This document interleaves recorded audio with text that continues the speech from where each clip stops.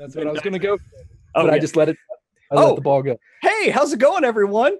I'm Pruitt from WebDM, and this is the illustrious crew, and we are here with week 2 of Starward Bound. And so before we get to the recap and getting right back into the action, because I know y'all are waiting to see how this all, how everything's going to fall into place, let's go ahead and start with Kiana. How you doing tonight? And tell everybody who you're playing. I'm doing great. So excited. I have been waiting a whole week to get back into this, back into space, back into Spelljammer. So excited. And back into the role of E404, everyone's favorite sweet killer robot. Yes. Warforged Barbarian, super great. And I know they are ready to kick some ass, so I'm ready to kick some ass. Awesome. Moving on over to Trey. How you doing, man? Hey, man, what is going on? This week couldn't go by fast enough, man. Let me tell you, we got all kinds of madness that looks like it's about to unfold, and I'm just happy to be a part of the unfolding of it. Tell us who you're playing tonight. Oh, how rude of me. I am playing as the half-elf Dakul. I just like saying his name like that. It just rolls off the tongue so smoothly. Yes, so I am a monk, half elf named Dakul, and I'm just here to party. Mm-hmm. Very nice, very nice. Moving on over, Emma, how you doing this week? I am pretty good, Pruitt. I'm excited to be here with you and everybody else. Today I am playing Hildegard, the Forge Cleric Dwarf. I've been thinking about what to do with this goddamn boat all week. Very excited. Awesome. And rounding out the party here, we got my man Greg. How's it going? Let's go. I'm playing Elry Tossbottle. He's a halfling. He's a rogue. He's an arcane trickster. I have been waiting 7 days, ladies and gentlemen. Let's get into this. Let's do it. I've got something I'm going to do in about 2 minutes. Let's do it. All right, so now we have our players in place. Let's set the scene. Coming from last week, our heroes are part of a race skiff team backed by the Merchants Guild. And this particular race is the Nero's Gate Pursuit. It's the 50th anniversary of the first flight of the New Horizons ship, which was the first ship to breach atmosphere and allowing the humans of Neros 4 to return to the cosmic community. And our racers started off quite well in the race. They actually took the lead there for a while, racing across the bay there towards the Ironwoods. They made the turn going into the last leg of the race, and they saw something in the distance, a town being attacked. They had some discussion, decided to maybe continue the race and get some help, proper help for the besieged town. But their conflict caused another skiff to break off. It was in last place. It was the Magate Acadium, the Mages College of this this planet. They decided, let's go help them out. We're not going to win this race anyway, probably. So, which then in turn caused our heroes to be like, well, 2 ships are better than 1. And so a chase ensued. They were able to board the craft, fight their way into the helm's room to see a vile Neogi. These are the vilest of the vile creatures in the galaxy. They are slavers. They are half spider, half eel, all disgusting. And as they broke in, it looks out at its slave crew, who has been terrified to even really fight our heroes. And it says to them that you failed me, and flips a switch.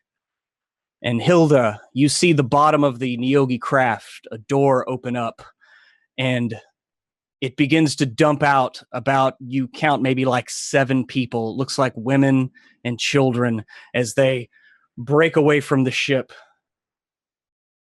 And that was his action. So in the initiative order, we are back around to you, the crew. What do you do as the slave crew of this Neogi ship? They all drop to their knees, screaming in agony as they know this leverage that this Neogi has held over their head for who knows how long, judging by their lack of they're emaciated and gritty and dirty. But just, what do y'all do? Well, Hilda is already sort of underneath the ship, correct? Yes, you in your last maneuver, you failed it, and you bumped the Neogi Death Spider and dropped back kind of below and underneath it. So that's why you had the perfect vantage point to see this cargo bay door open up and spill its contents. How far away from the door is the ship? Your ship? Mm-hmm. You're probably maybe like 100 feet back. All right. 50 feet under. If that is the case, I would like to. I still have some slots left. I might be able to do a spell jamming maneuver, a close in, and hopefully reach them before they are moving fast enough that they go splat. And hopefully they'll go land. That's what I'm hoping for. So that's what you're going for. Yes. Up on the ship. What are y'all doing right in the wake of this? Well, Elry was the only person, I believe, that did not actually enter into the pilot station, so he was still outside. Correct. As soon as the sounds and screams of the falling people kind of reached his ears, he would, without hesitation, walk up to the railing, look around, not see Dakul, not see E404, and he would dive off. And as he kind of swan dives off the side of the ship and begins to go through the air, he would immediately see Hilda and the various necklaces that he has around his neck, a copper wired necklace. He would kind of fish up into his mouth. And as he gets it in his mouth, he'd point directly at Hilda and he would say, "Make this count," as he tries to increase his speed to catch up with as many of the people as he can. He's going for the people that fell first. So he's going to shoot through people in the hopes that Hilda can pick up people along the way, and he's going for the first person in the chain. So he's going for top speed to get to the first person. Okay. So you cast your message, you dive off, and as you begin to fall, you're not too far behind them, and you can count at a quick count about 7 people. And so that's what you see as you begin diving down, and of course they're flailing about, and you're basically creating like a missile. So at least air resistance. He's going in like a pearl diver. I mean, he's literally like just as little much aerodynamics as he can possibly muster from his small frame. He is turned into a missile. Okay, you managed to dive down there pretty quickly. Is that it? Is that all you want to do during this turn? As soon as he gets down there, he's going to begin gathering the people into a almost like a skydiver circle.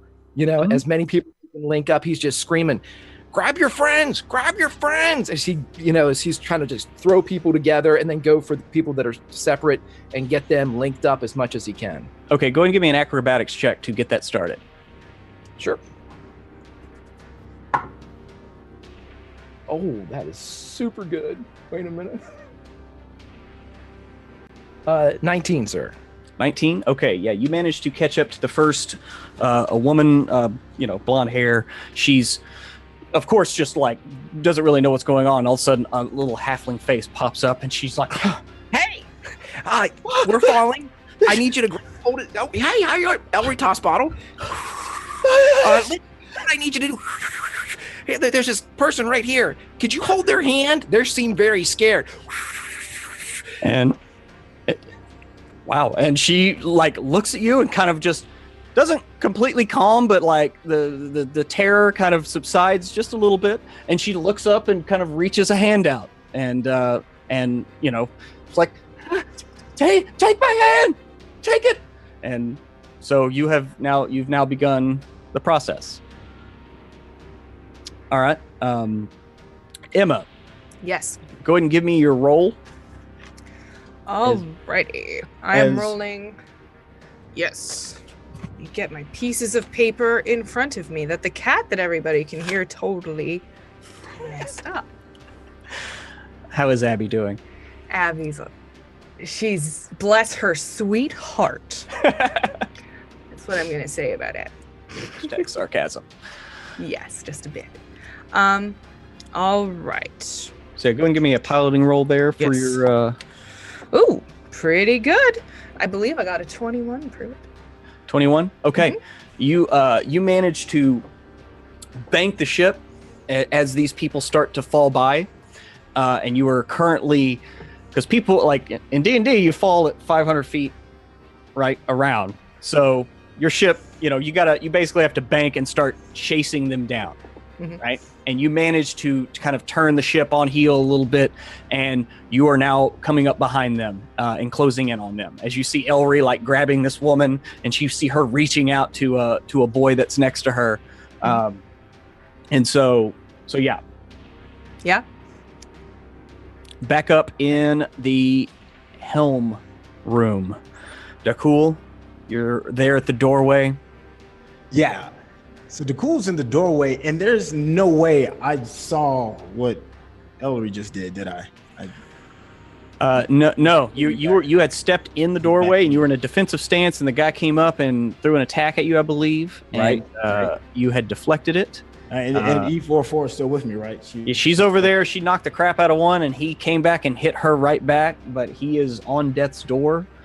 And then you have, of course, the Neogi himself, cackling as his minions assault you. All right, so it's just the Neogi, and it's two, right? It's two of his minions. Yep. And one of them is knocking on death's door. Yeah, the one on E404 is she knocked the crap out of it. It's barely standing. The one on you is unhurt. Okay. I want to actually say something to the other one that's not hurt, that's in front of me. What is going on? It appears we have heard some falling and screaming. Are these your people? Why are you fighting us? We should fight him. He is the person that has let your people go. Please join with us and let us defeat him and get some answers. It's just stone face. Like he's just swiping at you, just like his eyes aren't moving. His face is just slack. There's not even like anger or tension in his face. He's like, it's like he doesn't even hear you.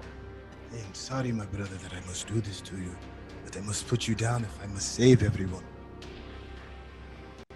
I pull my katana out and reluctantly prepare to wield it and set to attack.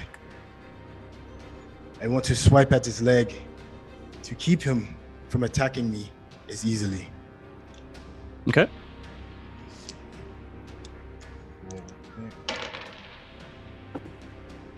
$16. 16 does hit. Yes. I am sorry, my brother. I do not want to hurt you, but I must get some answers. E404. Where is she in relation to me? You're at the doorway. Okay. You're at the doorway. She is about 20 feet into the room, off to your left. Straight ahead of you, 40 feet is the Neogi. On a like, again, he's on a raised dais. He's got a little bit of a control panel in front of him with these metal bar, like wrought iron bars that come up to his hands and come up to his temples. And he's just kind of like, as he's still flying the ship, but now he's looking at y'all and like screaming for his minions to, put you down. Okay, so I gotta roll for damage. Mm-hmm. Right. So get that damage roll there. And the A side was 1, and the 4 side it was a 2, so 3. But it is a part of the big plan. I'm not trying to kill you like this, man. I Okay. simply want you to get by. 4 total. Excuse me. I'm sorry. 3 total damage. Okay, so your D4, that's only for ranged attacks that you add that. When you're in, Oh, forgive me then. when you're melee, you can do an unarmed attack as a bonus, if you want. No. Okay, I want so you to just use rolled this 1 on the die, and then remember to add your dex mod. Yes. And that would be an add 2 to more to that, so it's 3 total. Okay. Oh. Okay, so you swipe him across the front of the thighs, and do you do anything with your bonus action? Yes. Can I take a defensive stance? Yeah, you can spend 1 key point to take patient defense, so you take Yes. the dodge action. Yep. Yes, I do want to take the Got you dodge doing that. action. Okay, we got you doing that. And then, do you stay there, or do you try to move? No, I want to stay there. Okay. The goal is to get him to fight with us. Okay. I don't think we will be successful. Over to E404. So the guy in front of me takes 2 points of fire damage because Yeah, so he came up. heat. Yeah, he came up like Rocky in the Fifth, and he punched you, right, or hit you with his club, Yep. and you just see him just like kind of teeter, and then just wither under the unrelenting heat that you are putting off with the fury of your rage. Cool. And so yeah, Okay. he drops. How far away is this Neogi from me? He's 20 feet. You're in this room. You're about 20 feet away. Looks like these concentric like metal grates moving out from this raised dais out through the room. And now, like in the room, like once he hit that switch, you can kind of like feel like the air rushing up through the metal grating, like in the room. So you know that something happened. Well, E44 is not that smart at this moment. E44 has termination program running. So E44 is gonna go to this creature and hit it with their warhammer. Okay, so yeah, you begin like stepping up. You get within 10 feet of him, and I'm going to need you to make a dexterity save as the metal grating on the floor, about a little over 10 feet out from around him, like drops away under your feet. Okay, would this be considered something that an effect that I can see because I have danger sense?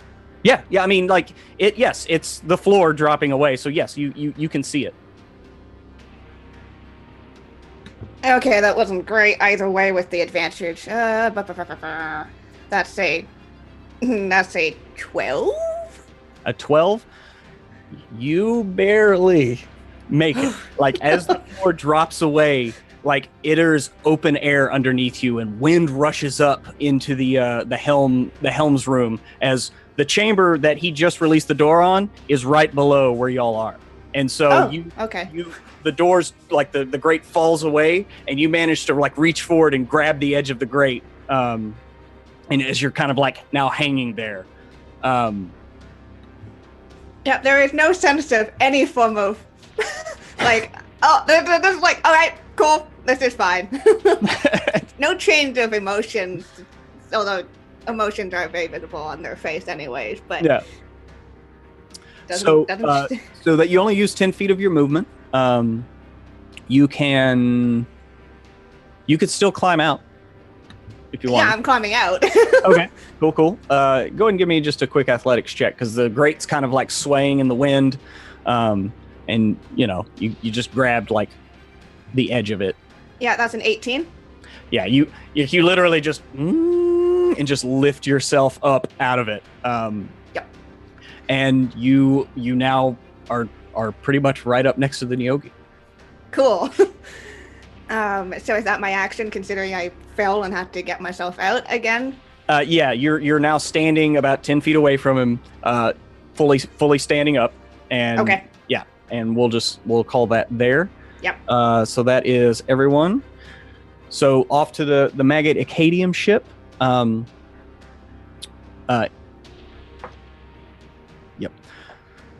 So yeah, you don't see this, but maybe Elry does, as he's whatever. But it looks like the Maggot Acadium ship is like turning and going to pursue you, Emma. He kind of sees what had happened, and is, you don't know. I mean, don't know if you noticed it or not, but that he's turning on that, and now it is the Neogi's turn. Actually, let's do his minions first.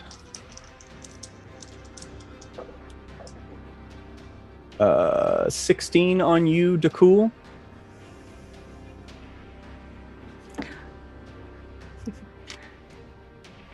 Oh, goodness. I was not prepared for such a blow. Does that hit you? No. Oh, okay. I'm a class 18. Oh, okay. Yeah. So, yeah, you managed to deflect the blow with your katana, and the Neogi is in the corner, or on his raised dais, and he's just like croaking out, and he looks right at you, and you like meet eyes with him over his this person that he has enslaved in some way, and you hear a voice in the back of your mind that's like, come to me, and I'm gonna need a wisdom saving throw from you, as he tries to, you know what, no, I'm the DM and I'm gonna stick to the rules. It says within 30 feet and you're 40 feet away from him. Stick to the rules sometimes. E404, you're standing right in front of him. You hear a voice in your sub-processors, like something underneath the coding and the binary ticking of your internal processes, and a rewriting being done. So can I get a wisdom saving throw from you? That was a 17. You got a 17? Okay. Yes. Yeah. You Surprisingly. yeah. No. You basically your antivirus software, whatever, just root this thing out, sponge it from the system, and it just kind of spits at you. This viscous fluid just slaps against your chest, and the guys out on deck have like thrown down their weapons, and like I said, they are just like losing it. They're looking over the edge, and they've actually kind of, once they got to the edge, they actually kind of calmed down a little bit, because they see that, like, they saw the little halfling just jump off the boat, and then they see the other two skiffs racing down, and they're just like looking over the edge, like, oh my god, please, oh god, please, you know, and they're just enraptured by that drama taking place. So we're gonna wrap back around. We're gonna start down with the falling. So Hilda and Elry. Yes. So, last turn I was closing in, yes? Yes, you were closing in. Yes, so I think Hilda's gonna get pedal to the metal and try to catch as many people as possible, and try to position the ship.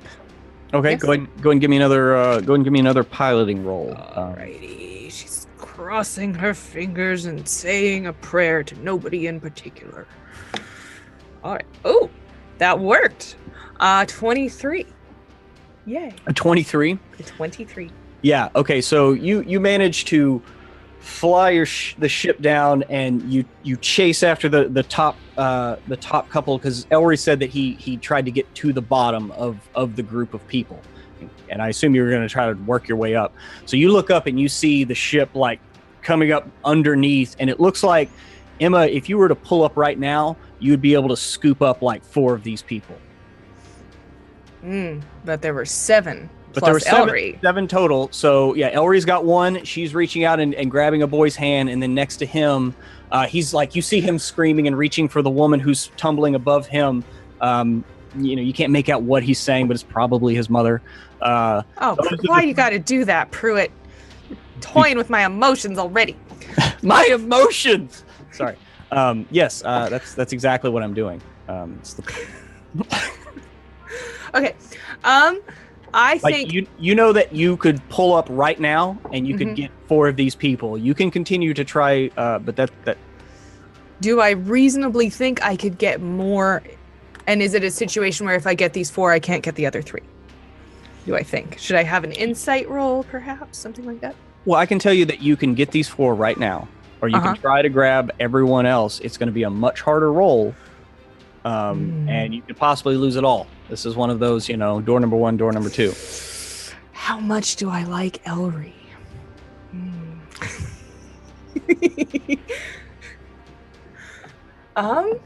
Goodness give gracious. me a perception check.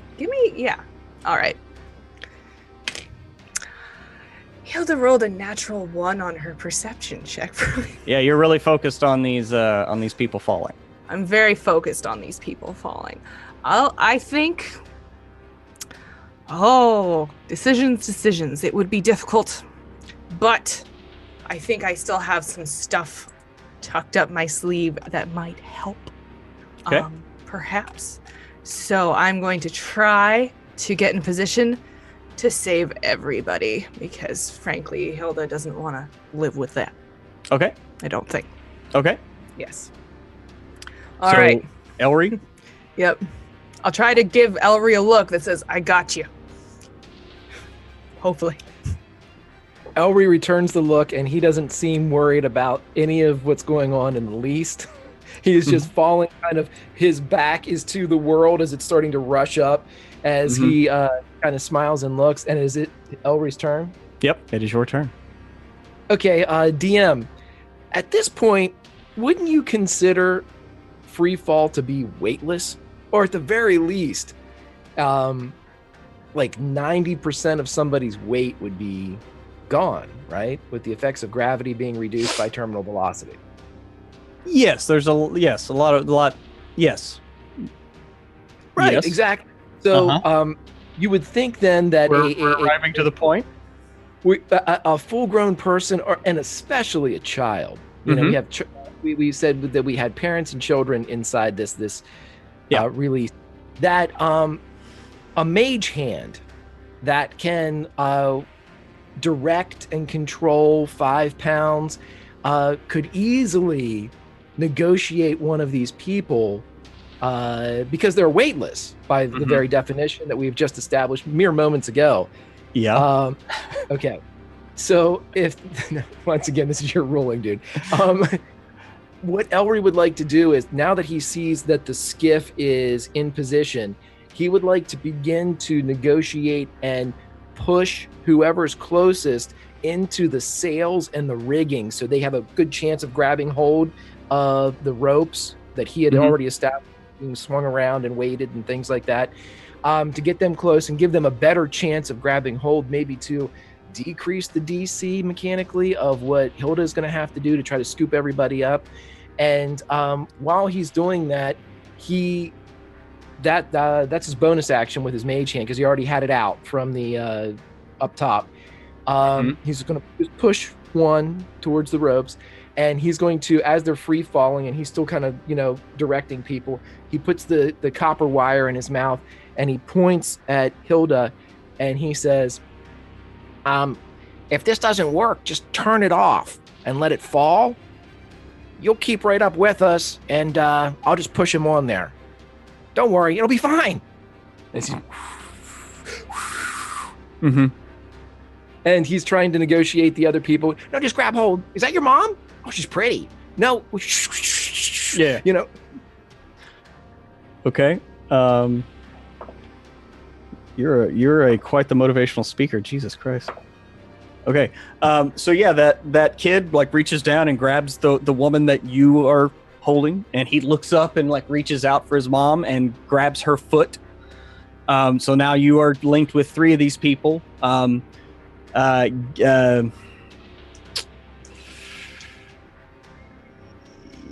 okay, yeah. We'll say that your mage hand is able to kind of scooch one person that's kind of on the edge over a little bit, and it will reduce the DC a little bit on Hilda's next piloting check. Yes. Nice, good thinking. Back up to the helm room as the ship is continuing to climb. You know, you that are in the helm room, looking out through the front glass, you can see the horizon begin to darken a little bit at the top, kind of turn purple, and the ground and below is still an azure blue, and it is E404 and Dakul's turn. It is become apparent that this man in front of me is determined to see me fall. I cannot let this happen. I shall go back to my katana and strike yet again for the chest.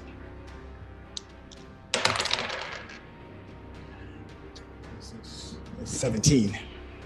17 does hit. Yes, that is a beautiful thing. All right, my damage roll. 1 plus 4. Yeah, 5. 5. Okay. My blade is not running as true as it normally does. All right. You slash him across the chest. He's still standing. You still have a bonus. You can do that unarmed attack. I most certainly will, before I must put this man down. Okay. 10. A 10 does not hit. You throw a punch and it just kind of like glances off of his shoulder as he was kind of reeling from the slash of your katana, and but he's bleeding from a couple of slashes, and you know he's clutching his chest, but he's still in the fight, still swinging his club.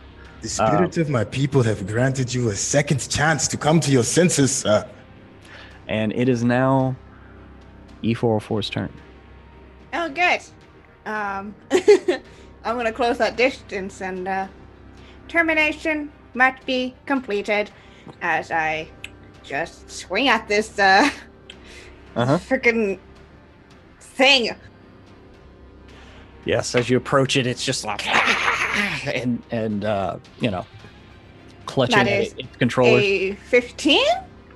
15 just hits it. Okay. It takes 2 points of fire damage as it is in front of me. And this would be 11 points of damage. Okay. Yeah, you come up and you just bring your warhammer down and you catch it right as where its eel-like neck connects to its furry, spidery body, and it kind of reels to the side. It does maintain control of the ship as it is hammered by your blow. You feel the ship kind of shudder a little bit, like almost the moment that you hit it, as almost if you hit the ship, right? And so, but it maintains control. It is the mage's turn. The dwarf was coming up behind because the other people had quit fighting, so it had moved up and it tried to launch a ray of frost at the man fighting you, Dakul, and he misses as it kind of goes wide and goes in the helm room and banks off the wall, leaves a little trail of ice and mist in its wake. So we're back around to the Neogi and his remaining henchmen, who will not go down, will not go quietly into the night. That's going to be a 19 to hit you, Dakul. And I believe that does hit. Yep. And so you're gonna go ahead and take 6 damage from its club as it brings its club down and smacks you right across the side of the head. Feel a little trickle of blood come down and stun just a bit, as there's still fight in this thing, but still just his face is just, there's nothing. It's like his entire face got Botox. It will take more than that to fail me, sir. And the Neogi looks at its last combatant being assaulted by multiple foes. It's being assaulted. Yep. And you see it like looks up at you, E404, and kind of and it turns the ship sideways. I'm gonna need everybody to make a dexterity saving throw that is on the ship, in the ship, around the ship, as this thing turns completely like up 90 degrees. 17 for the cool. E404. 10. Okay. Go ahead and give me a second dexterity save. And that was with advantage, yeah? Yes. Okay.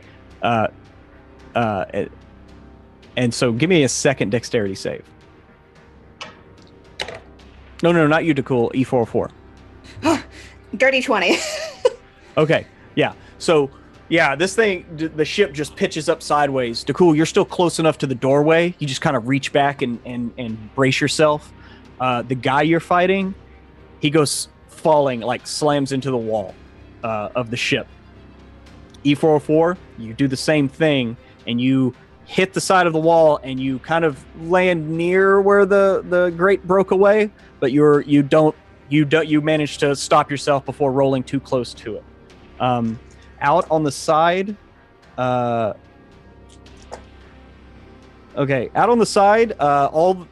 the sailors go sliding down the deck of the ship.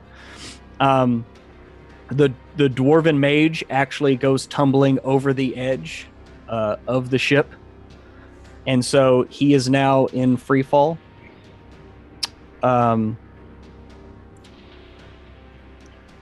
And that is it. And the ship just stays sideways, and is still climbing. And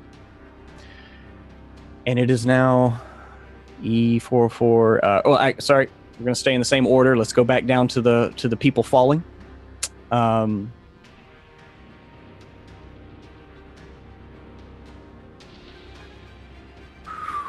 ahead and unmute your mic, Emma. There it is. I was unmuted and then I muted myself. All right, Pruitt. Hey, it's part of it. Pruitt. Yep, I'm here. I have a little thing I'm looking at and I'm wondering. There is an attack cantrip I could be able to do. It's called a lag roll. So take the ship, slow it down, and sort of zero in on what I'm trying to do. Mm-hmm. And I'm wondering if that I'm not exactly attacking, but I sure do have a target, and if that would be applicable. Yeah, I mean, a target doesn't necessarily mean, you're getting the ship to them. They're the target. I would say that it is applicable, whichever one of those two it is. Applicable. Yeah. I don't know. Implacable. That's what those guys are. Yes. That's the word I was trying to think of. You got it, Prue. So in that case, that means that I get advantage on this. Okay. And then you said Elri's help. His help lowered the DC just a little bit, since you have 4 people kind of like right at the front of the ship, and they're like reaching out, trying to grab like rigging and sails and stuff. Mm-hmm. But yeah, you could then do kind of a lag roll, sure, and kind of corkscrew kind of around. Want to do like group. like a long 2000 like Space Odyssey kind of. Yeah. So if we go everybody to cue the breathing. We'll just do that for the next 10 minutes, guys. No. Oh my goodness. Anyway, we're making this shit real. That's great. I gotta watch that movie sober sometime. Great. All right. All right. All right, everybody. Give us good vibes here. This is the for roll. all the marbles.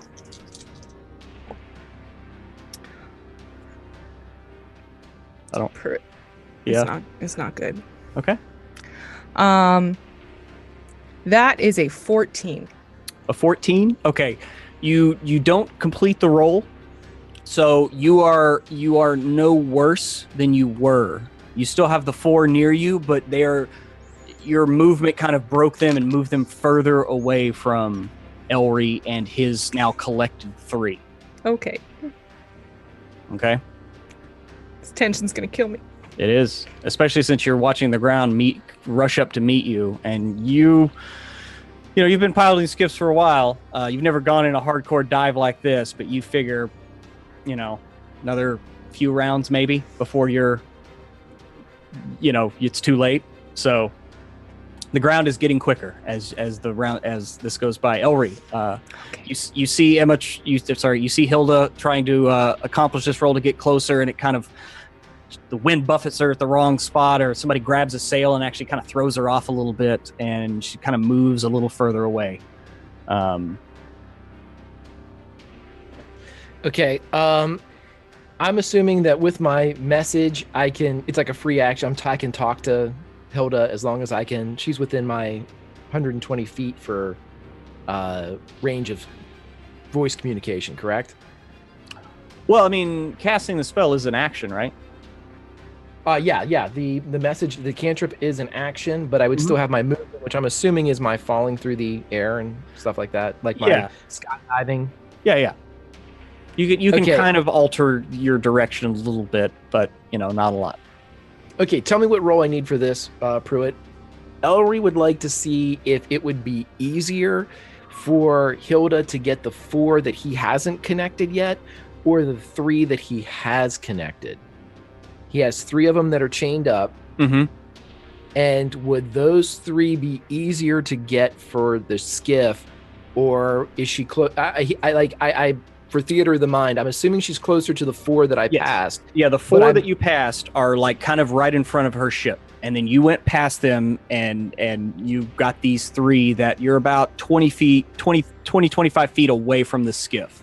So y'all are kind of out in space. You do see the Mage's ship trying to catch up to y'all, but he's still, he got a little bit later of a start. Okay, so my 3 that I currently have tethered, could I use my bonus action Mage Hand to push them to the skiff? If they were close. You could start pushing the top one, like kind of in a line towards it. Yes. Okay, and would that give her a better, because you said that the 4 kind of scattered a bit. They spread, the ones that she was trying to get after the maneuver failed. They it spread the 2 groups apart. They're still, because she didn't fail, like you literally like by 1. So the 4 that were in front are still there. It just kind of moved them a little bit further away from your group. Okay, well, here's what Elber's going to do. He has 3 chained up. He was going to do this anyway. He is going to direct them towards the ship because they're close enough. They're already linked up, and he's going to do the patented fan to try to slow himself down a bit to get back up to, as the rest of them are falling, to the other 4 to try to do the same thing with them and start linking them up. Mechanically, the bonus action is Mage Hand to push his 3 he already has tethered to the ship. Okay. His movement action is to get up, and any regular action I would have, I'm going like acrobatics check or anything to kind of help. I was going to say make an acrobatics check as part of your movement in order to maintain your 10 plus 6, I believe. 16. Okay, yeah, you managed to push, and they're moving a little bit, and you fan your jacket out, your vest or whatever, and you manage to and kind of rise up, and it sends them tumbling. The ones that you have you're attached to, they tumble a little bit, but they maintain their grip. Wow. And so you manage to move a little bit closer to the skiff with that momentum. Okay, and then Elri's main goal here is to get within 60 feet of the 4 that are kind of loose and send the 3 that he has tethered together into Hilda and the ship. So that's where he will end the round as he's trying to do that. Okay, cool. And he's laughing. He's having the time of his life. Yeah. Yeah. As you're hurtling towards the earth. So, back up into the helm's room. Dakul, you no longer have a foe on you as you're kind of like lodged in the doorway. Right. The wall, which is now the floor, is about 20 feet below you. The Neogi is still 40 feet across. Okay. What's holding the Neogi, or what's keeping him from falling all over the place? Is he like strapped into something? Is he in a chair, or is he just so big that his body takes up the space? Like, can you describe? Yeah, no. He's on like this raised dais. It's only about maybe like 6 inches. The bulk of his spider body is resting on it. And it has, like I said, he has 4 of these metal rods, 2 of them up to his hands, 2 that go into his temple, and he's like clutching them. It looks like he's basically clutching the sides of this dais with his feet, like he's hanging on right now himself, as he's just kind of like looking back. And like I said, he's still piloting, but you know, he's hanging on. All right, I want to tell you, of E404, we must do something about this drastic ascension before we are unable to get back. It wouldn't be you said it's about 40 feet, right? About 40 feet from where I'm at. You're 40 feet from him, yes. Okay, that's plenty of range. So I want to close the distance with my katana, but I want to carefully take a look at how he is situated as far as being held inside of the cockpit. And Dakul, since he is a monk, is quite aware of his surroundings and knows that one of the more important pieces of knowing your enemy is knowing how to get them off guard. And he wants to attack 2 of the legs on one side if it is possible. I'm assuming that the legs are coming out of like his thorax. Is there like a central area where they kind of like connect? Yeah, because he has 6 legs that look like typical spider legs that go down, and that's what's clutching. And then his front 2 legs are actually more like arms. They're still carapace, and they end in like these 3-fingered claws, but they're like clutching these controllers as he's, you know. Okay, now is my katana, the idea that I have in my head is that Dakul is going to go towards the part of the thorax. I guess that's the part of the spider part where the legs are kind of closer together in the junction. Is it possible, even conceivable, for me to strike that area so that both legs on one side can be weakened, or is that just not even feasible? Well, you'd have to cover that whole distance somehow. Okay, so I can cover the 40 feet though. Well, but remember, the ship is now sideways. Right. So you're 20 feet down, 40 feet over, 20 feet up. Right? Right. Okay, I see what you're saying. And you're not a 9th level monk yet, so you can't run walls. No. All right. Well, for now. Don't worry, dude. It's going to be awesome once you get there. Well, for now, can I just close the distance as my move? Not necessarily attack, but position myself so that my next roll that I can attack. Step of the Wind might get you there. Step of the Wind allows you to make a dash action, and it doubles your jumping speed or your jump. So yeah, if you did that, I would let you make an athletics check to try to jump up to strike at him. See, you're already reading the mind of the cool. That is exactly what it is that I want to do. All right. So let me do Step in the Wind.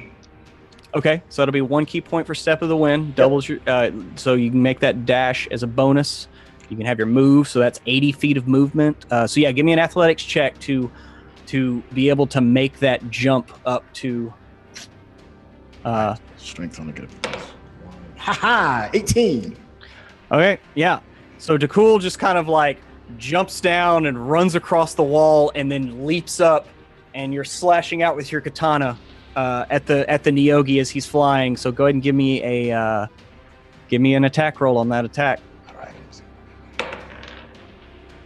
21. Yeah, that's going to be a hit, sir. So roll that beautiful damage. 6. 6 damage. Okay. Yes. You slash at the Neogi, and it recoils and and looks down at you and was not expecting that. And yeah, you managed to jump up, slash out at the bottom side of his thorax, and fall back down to the wall or the floor. And it does not look happy that you did that. Okay. All right. Um, Take that, you vile creature, for I shall return. okay, so Hilda, you now manage to see like the mage ship is almost adjacent to you. He has managed to match your speed and boost his ship a little bit. Okay. And it looks like he's next to you, and he's like screaming out to you, come on, I can take some of them, Okay. Then if we've got the two groups of people, there's one that's presumably slightly closer to him. Yes. Yeah, he looks like he's moving up on Elry's group. Elry's kind group? of off to the side. You have your four that are they're all like grabbing at sails and ropes and stuff. And Yes. and then Elry's group, he's trying to scooch them over in air. All right. Then yes, I'll try to shout back. Probably kind of difficult for her. She doesn't do a whole lot of shouting that loud. But just like, okay, you get him, and I'll do some sort of, I don't know, seafaring or spacefaring like thing. Yeah. Like that. Like go horns. And I am going to try to catch my four properly. Okay, Yes. so that's what you're doing next time. Okay, yeah, Yes. he basically is like yelling that he'll grab those three and Yep. Yes. So- Yes. Prue. Yeah.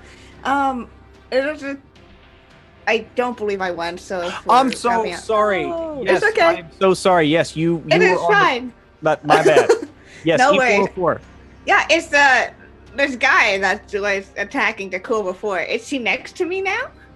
He's about he was about, you were up even, so y'all both tumbled. Yeah, he's probably like 30 feet away. Well, I'm not gonna bother jumping for this guy. This guy is running for me still. New target acquired, and I'm gonna go after him. So I will just close that 30 feet. He'll take 2 points of fire damage. And I Okay. will hit him with my warhammer. All right, give it a swing. That is a 22. Yeah, that's gonna be a hit. So how do you want to do this? I mean, you can roll damage if you want. Yeah, I mean, I can, but that's a 6 points of damage. But again, it's just the same kind of just straight to the head with that the arm that is now Warhammer. Yeah. So this guy's like trying to get up. He's got a couple of slashes, one across the legs, one across the lower part of his chest, and he just, stone face stands up, and you just bring your hammer right down on his head, and he just drops back to the ground. We are now down one target. God, that's awesome and creepy. So now that everybody's actually done, sorry about that again, won't happen again. Back out. Dwarf is nobody sees what the dwarf's doing. That fell. The guys are still hanging on to the edge as the ship is kind of bucking and buckling. So the Neogi now sees the situation as it is, and he's going to looks like he's going to try to like flip the ship again. Like he's just like turn. You see him turn the controls hard, but he's got some injuries, so it doesn't really respond as well. So I'm going to need everyone to make a deck save, but it's not as crazy of a maneuver as he was hoping for, as he's taken some wounds. The guys back on the back, they all are hanging on to the side of the ship just like for their dear lives. Looks like they have like, well, y'all can't see them, so it doesn't matter. They're doing fine, though. They're doing fine. F them. 22. 22? Okay. And E404? Oh, sorry, I blanked out for a second. That's a 12. 12? Okay, that was the DC. So yeah, both both E and Dakul both kind of see, he just did this and he's doing it again. So you both just reach down. Again, the floor is all metal grating. You just reach down and like grab the grating as the ship kind of bucks. And it doesn't quite completely right. It's now kind of at a 45-degree angle at the end of his move, and so that's his go. So now we're back out to outside and tumbling down as the ground is getting scarily close. All right. Well, if I have a few of them off my mind, perhaps that will be the clarity that Hilda needs to just get this done. Okay. I'm gonna try to pull into another one of those leg rolls. Okay. And cross your fingers, everybody. Much better this time, Prue. I got a 22. 22. Yeah, you just kind of you got these four people kind of grabbing at stuff, and you literally just kind of bring the ship around and scoop them up with the deck of the ship as you complete like kind of a barrel roll. And as they all just kind of tumble onto the deck and like grab the sides of the ship, they're now like you're both heading down, and you still need to like. You're going to have to do a maneuver next round to pull up, which is going to be important. Because remember, I did say a few rounds, and now that will be 2. Yes. So, all right, I will tell them, everybody, hang on. I'm going to get you home somehow. Oh my God. Oh my. And they're just like hairs all blown different directions. Their eyes are just like, and so that's you, Elry. You see this Magate Acadium ship moving in. It looks like the if you remember the female wizard, she got hit by one of the harpoons through the leg. You see her like getting a rope and like getting ready to like get a lasso. She looks like she's got a lasso and she's about to toss y'all a rope. She's kind of leaning on the edge at the front of the ship.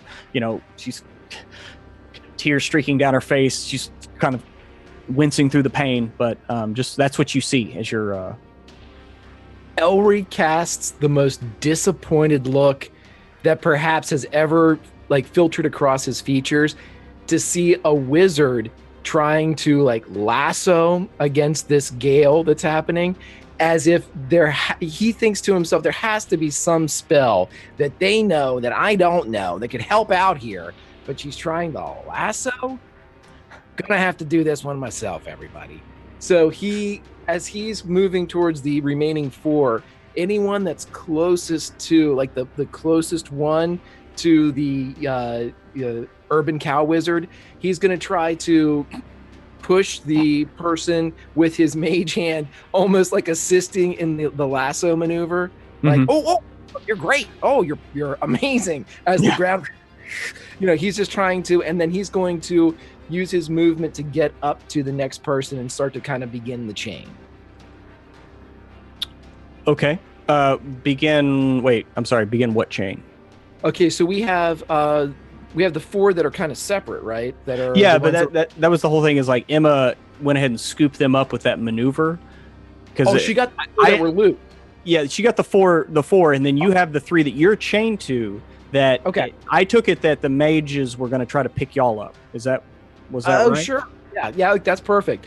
What he'll do then is, as she's swinging the rope, can he grab it with the mage hand and just pull it towards him? Yeah, rope's nothing, man. Yeah. Okay. Yeah. So he just, same look of disgust, grabs the rope and just pulls it down towards him. And the whole time he's talking to, we determined it was apparently a mother and her 2 children, or at least one of the children was hers, and there was 2 children and the blonde woman. The blonde woman you're attached to, she grabbed a kid's hand, and that kid looks like he grabbed his mother's hand. So there's 2 mothers and 1 child in your chain. Okay, so what he'll do is, as he's the mage hand is grabbing the rope and bringing it down to them, he's going to be talking to them, and he turns around as the ground's rushing up towards them, and he's like, "Can you guys even see your house from here? This is your last chance. Take a look around. I mean, this is great. Look at all this." And he's like, well, if it's going to upset you, don't look. But, just everybody hold on tight. Hug like it's Midsummer's Eve. Just hug, like happy twilight, hug. And then just everybody just as hard as you can, like you're scared. And so We're he not just from here. That's all you hear him say. We're not from here. And then he stops, and like the rope kind of hangs there for a second. He's like, well, what do you celebrate? Like, do you guys have like a canticle of some sorts, or like a midwinter type of festival? We have Giving Day. It's Giving Day. Oh, God. Yeah, great. Hug like it's Giving Day. Everybody, it's Giving Day. Hug. Oh, God. Okay. As they're getting pulled in, he brings the rope over and begins to attach it as best he can to that. Okay. All right. So, you begin bringing the rope over, and they're grabbing on and they're reaching out for it. And so it looks like they may have actually grabbed it. And so we're gonna move back to inside the helm room.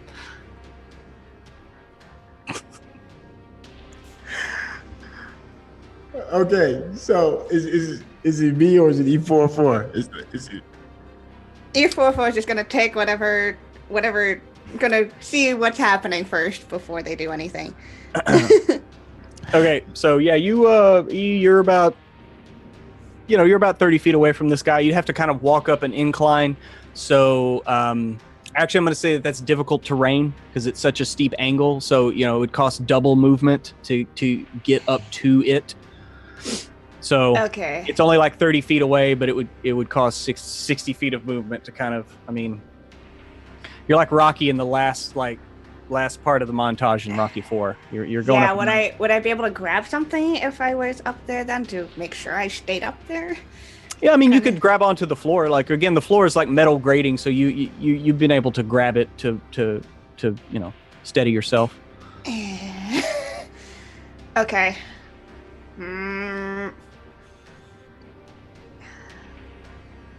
Yeah, I will. I'll take double movement to do that. Okay. And, will I be in range enough that my aura would hit this guy? Yes. least? Yes. Okay. You would be about. Yeah. You would be. You'd be within melee of it. Okay. Cool. Yeah. So that's I will do that, and then it'll be 2 points of fire damage to this guy. Okay. Yeah. You move up to him, and you see the hairs start on that side of his thorax start burning away and singeing, and it just smells like acrid and disgusting. But you don't know that. I mean, I don't smell things. Your sensor, your smell processors detect an increase in carcinogens, and anyway. Yep. Great background, Greg, by the way. It's perfect. And so now it is Dakul's turn. Same thing. It would be difficult terrain, but you're like right next to him, so it was only 20 feet. So it would be 40 feet of movement to get up to him. All right, so I've got a question as far as like his size is concerned. Yeah. I know it's this big arachnid-like creature, but how big is he? Is he considerably bigger than Dakul? No. He is medium size. He's like the size of a large dog, like a Saint Bernard kind of. Like imagine like that size. So he's shorter than you are. He's kind of bulky and wider, but he's still considered a medium creature. Okay, and he's still angled more above me, right? Yes, it would be a straight climb up. Like I said, it would cost double movement to get up there, but you could. All right. Now, if I use double movement, can I that would be the end of my action, or? Well, no. I'm sorry. It's difficult terrain, so that means it costs twice the amount of movement to move. If you wanted to move 20 feet, it would cost 40 feet of movement. Okay. So right. I believe your move is 40 feet, though. That's correct. Yeah. So you could get right up to him with using all of your movement, even though it's 20 feet away. All right. I want to get up to him, and I want to grab whatever the closest leg that I can find. If we're up at an incline, I want to grab his leg and use my pretty pitiful strength modifier and yank in an attempt to try and yank him out of that perch. Okay, so what you want to do is this is what you're wanting to do is initiate a grapple and then drag him off of it. That is correct. So that's going to be you make an athletics check, and I'm going to oppose that by athletics or acrobatics. I'm going with athletics. All right. Rolled off the table. And I believe I am, since I do have multiple legs, that gives me advantage on this. Okay. About being against being moved. I got a 9. Yeah, you get up there and you grab his leg and start yanking, and he just like you can feel him just like grab the dais that he's on and kind of look at you and and he barks something out in like another language. You speak deep speech, right? Yes. Yeah, he looks at you and is just like pathetic. But you hear him say that like I'm not sure you know deep speech from way back. I'm not sure, however you learned that. Right. But you haven't heard that in a very long time. Okay. All right. You are quite a slippery one. E404. We are climbing considerably. We have to take control of the ship. And also, by the way, sorry to cool, you take 2 fire damage from E404 because you are within her aura. So Sorry. there's that. Quite hot. They don't. Quite They hot. don't know. All right. So that's the end of your turn. Oh, do you do anything with your bonus action? Like, I can't use my because I am right on top of him for the most part, right? Yeah. Well, he kind of shook me off. For my bonus action, I only got one more. Shoot. I can't use my katanas for my bonus action again, can I? Nope. As it took me off and then turned. No, because since you took a grapple, I don't believe that you get your bonus unarmed attack because it wasn't an unarmed or a monk weapon attack. Right. So yeah. So all right. So that's the end of everybody's turn in there. So now it is the mage's turn. So the female mage with the still with a harpoon in her leg begins trying to pull everybody in. Wow. And she starts pulling everyone in. Xander, the pilot, he brings his ship and he starts like curving underneath you, and y'all slip into the y'all slip in onto the deck. Go ahead and make me a quick deck save there, Elry. Elry's not. Oh? I was just making sure everybody makes it onto the deck. He's going to enjoy this. Oh, okay. Well, in that case, the mother and the 2 mothers and the child all managed to land safely onto the deck. And that ship kind of pulls up a little bit, and Elry's still falling. He's just falling. Yeah, okay. He's going to fall and like swim and like try to fly, and he's just doing everything you can think of. I mean, he's doing like the cannonball and like a screwdriver as he's just like plumbing through the ground, and like as the ground's coming up, he's in his mind 1, 2, and the ground rushes up, and with about 2 or 3 seconds left before terminal velocity, he will cast Featherfall and glide into a landing. All right. Awesome. So here's the deal. Y'all are over the water. So there's that. So you come down. I mean, I think it was last session, but y'all were making out over the water when you got onto the ship. And I should have said that again. I don't know if that's going to change what you were going to do. But in that case, what he would do is if it was water and he'd get wet and like, his jewelry and stuff, he probably wouldn't elect to take. I'll say this. There's a small sandbar that I will allow you to make an athletics check to try to land on as you float down, like out in the water. I will see your athletics and raise you in acrobatics to see if I will. Oh, I'm sorry. Did I say athletics? My bad. Yes, acrobatics. Yes. Oh, that's 24. Yeah, okay. Yeah, you managed to land that. And like I said, this is a sandbar that's like maybe like 5 feet wide and 20 feet long, and maybe because it's low tide is it actually exposed. But Hilda, you see Elry just like plummet down and just kind of light very lightly on this thing. And when he lands, it's a very diva finish the performance as he extends his arms to the side and looks to the heavens. All right. Awesome. Hilda will give you a knowing nod and act like she's not totally fucking impressed. Oh wait, no, it's okay. So that was the mage's turn. So back around to the Neogi. He's got like one move as he's surrounded on all sides. Yep.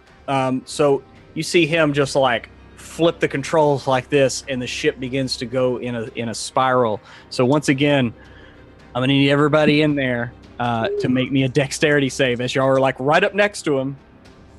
I'm going to make silverware out of his bones. A 14. An 11. Okay.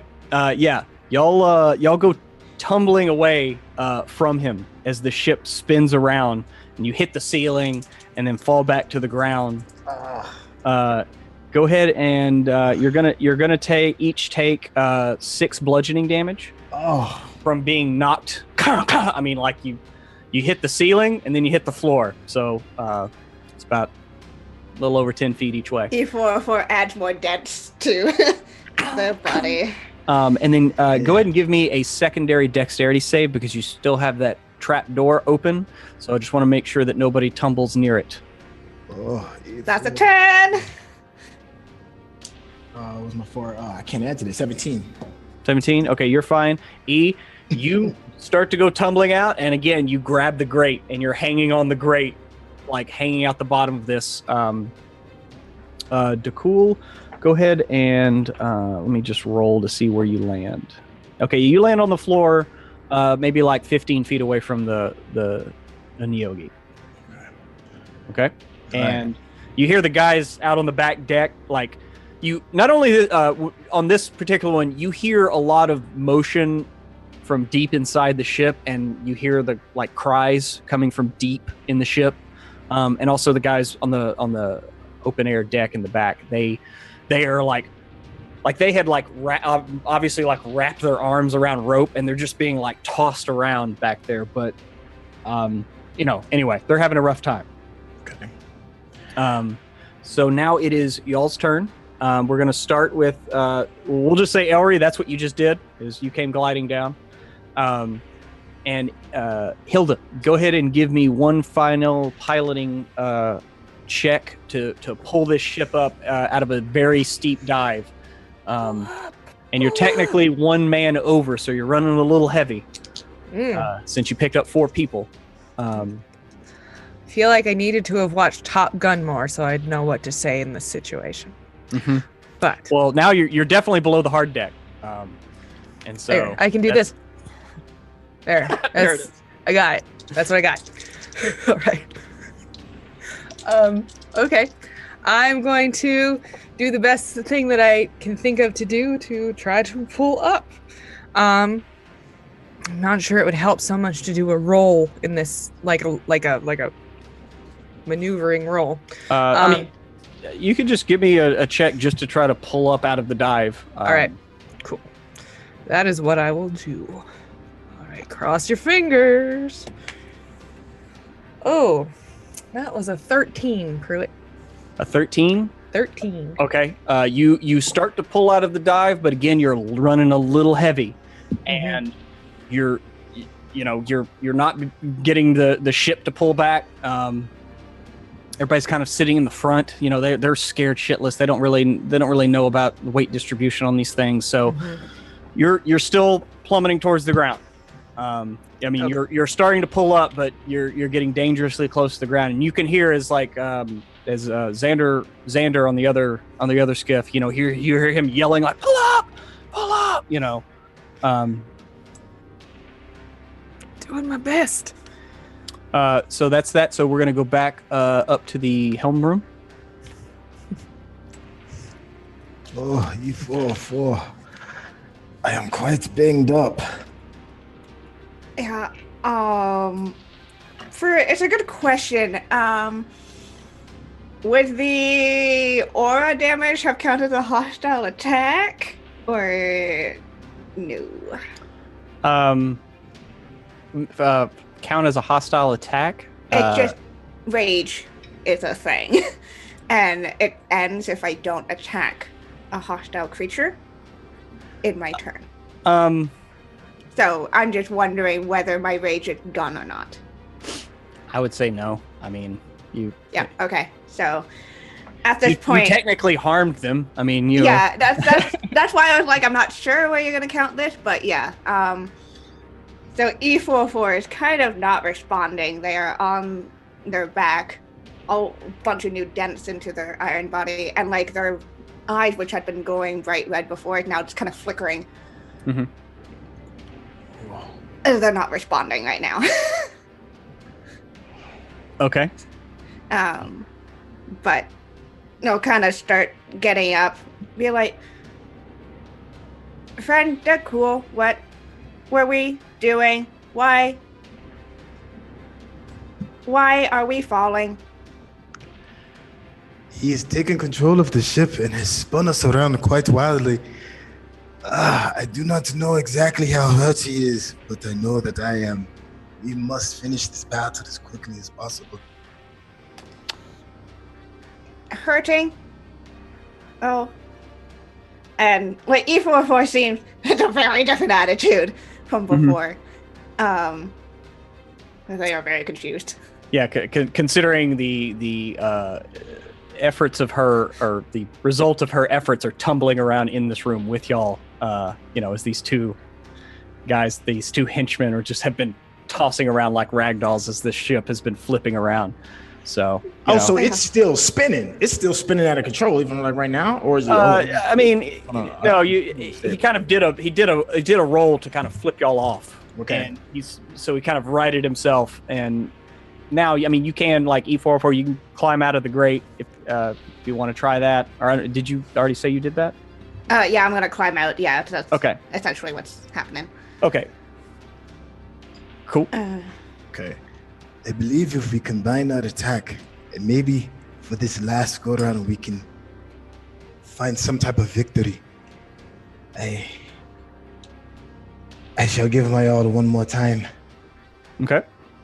I want to do I have one key point left. All right. Last one. I'm going to use it for flurry of blows. Okay, so you're going in with all your attacks. Going all in. Katana, two punches, or two. Tying the afro back a little bit. This is what I have been trained for. Okay. You All right, so with flurry attacks, I get my regular attack with my sword, and then I get 2 additional unarmed strikes to go along with it. Yep. And remember, your sword, it's a long sword, so it is versatile. So if you attack with both hands, you can roll a D10 for damage as opposed to a D8. Ding, ding, ding, ding, ding. You're quite astute. That's why you're my favorite DM. All right, here we go. I'm also playing a Kinsai monk, so I want to make sure that you get all of this out of that you can. So that's a 15. A 15? A 15 just hits him as you run up with your sword and slash down with it. So 15 hits. Go ahead and roll damage for that. 8. And So you rolled 8? yeah, I rolled. Oh, excuse me. Yeah, I rolled 8, but I didn't add my And your dex is +4, right? 4. Right, so that's 12. 12? Yes. And How do you want to do this?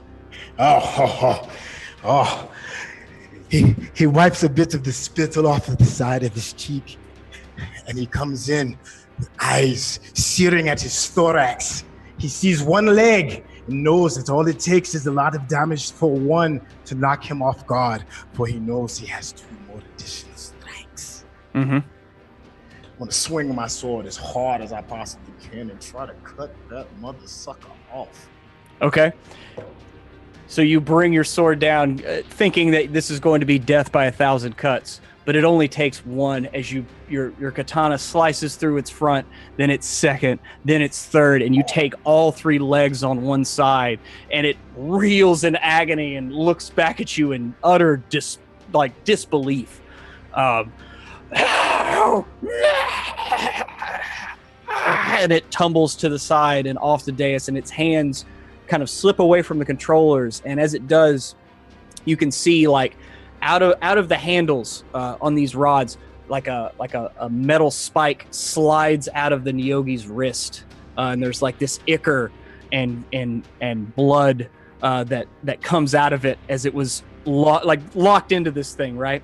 And the two pieces that were in its temple slide out of its temple, and it comes out a good like 2-3 inches, covered in ichor and kind of this greenish black blood, and it slumps off of the raised dais as you have smote your foe. Yes. You look out the window, and for the most part, the horizon is but a mere sliver of blue, and above it is purple and then black and nothingness, and you can see stars. And this was, it was dusk, but you see stars as the ship just kind of sputters and kind of comes to a stop as you're kind of sitting there hovering and floating for just a second. And then you feel the ship begin to start pitching back towards Earth, or towards Neros 4. Sorry, I keep saying Earth. And so E404, you are climbing up out of the grate, yes? Yes. Okay. That's what they're doing. Okay, so you managed to get up because this kind of, like I said, the ship kind of almost comes to a stop as it reaches like terminal velocity and is no longer has power. But it is slowly slipping back down into the gravity well of this planet. And going back to mages, dip down. They pick them up, and you hear Xander screaming, "Pull up! You have to pull up!" As he pulls his ship up. And Elry, you look on as the ship is coming in towards the water. And Hilda, go ahead and give me one more roll. All right. Hilda's gonna try to get at. I totally lost control of my talking because I'm so tense right now. It's a tense moment. It's a very tense moment. Got all these people right here. Means I did my job. Yes. Hilda is going to think light thoughts, which is difficult because she has 275 years of heavy ones. And she is going to do it for all the hope in the world. Okay. All right. I hope everybody's hoping along with me. All right. Pull up. Pull up. Just 18 do it, Prue. An 18. You will your ship, and you actually yell like, "Get the help!" Or you yell for them to like move back, and a couple of them get the wits about them to move to the back of the ship to kind of balance the weight a little bit, and you manage to pull the nose of the ship up, and you're not far from Elry. You look out and you see Elry like on this, just standing alone on this sandbar, and you pull your skiff up and manage to just slap the water with it. Everybody like gets rocked for a second, and you manage you stop and look, and you're sitting there kind of hovering a little bit off the water, a little stunned, but you stopped. And everybody's like looking around like, oh my god, and look at you, and they see this dwarf, in this ship, and they're like, You're alive! Thank you so much. You're alive. Enjoy it. You will never feel better than right now. Over the sound of the tide, you hear, "That was awesome." And yeah, you see Elry over there, like he's waving at you, Okay, so you have four very. It looks like there's over here there's two mothers, and each of them are clutching. One's clutching a son, and one's clutching a daughter. Probably anywhere from 8 to 12, just at a glance. And so there you are, and back up to the Neogi ship as it has fallen to the side. The momentum is beginning to shift back as it's beginning to fall back to Earth. You do have a moment where gravity is a little lighter than usual, but you're still able to stand. So, what do y'all do? In the helm of the ship. Casually in a plummeting ship. Yes. I have very limited skills when navigating ships such as this, but I would like to make a perception check to see if it is even possible with my one spell slot. Okay. If you want, if you have Arcana or History, you can give me a quick check to be like, maybe you've seen. I mean, this goes for E44 as well. Yeah. You might have read about one of these ships. I mean, not all helms work the same. Mm-hmm.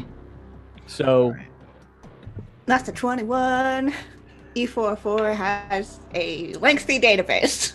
Okay. 16. Okay. Yeah, E44. You looking at this and like you see these long, kind of metal, these sharp metal rods that slip out of this thing's wrist and temples.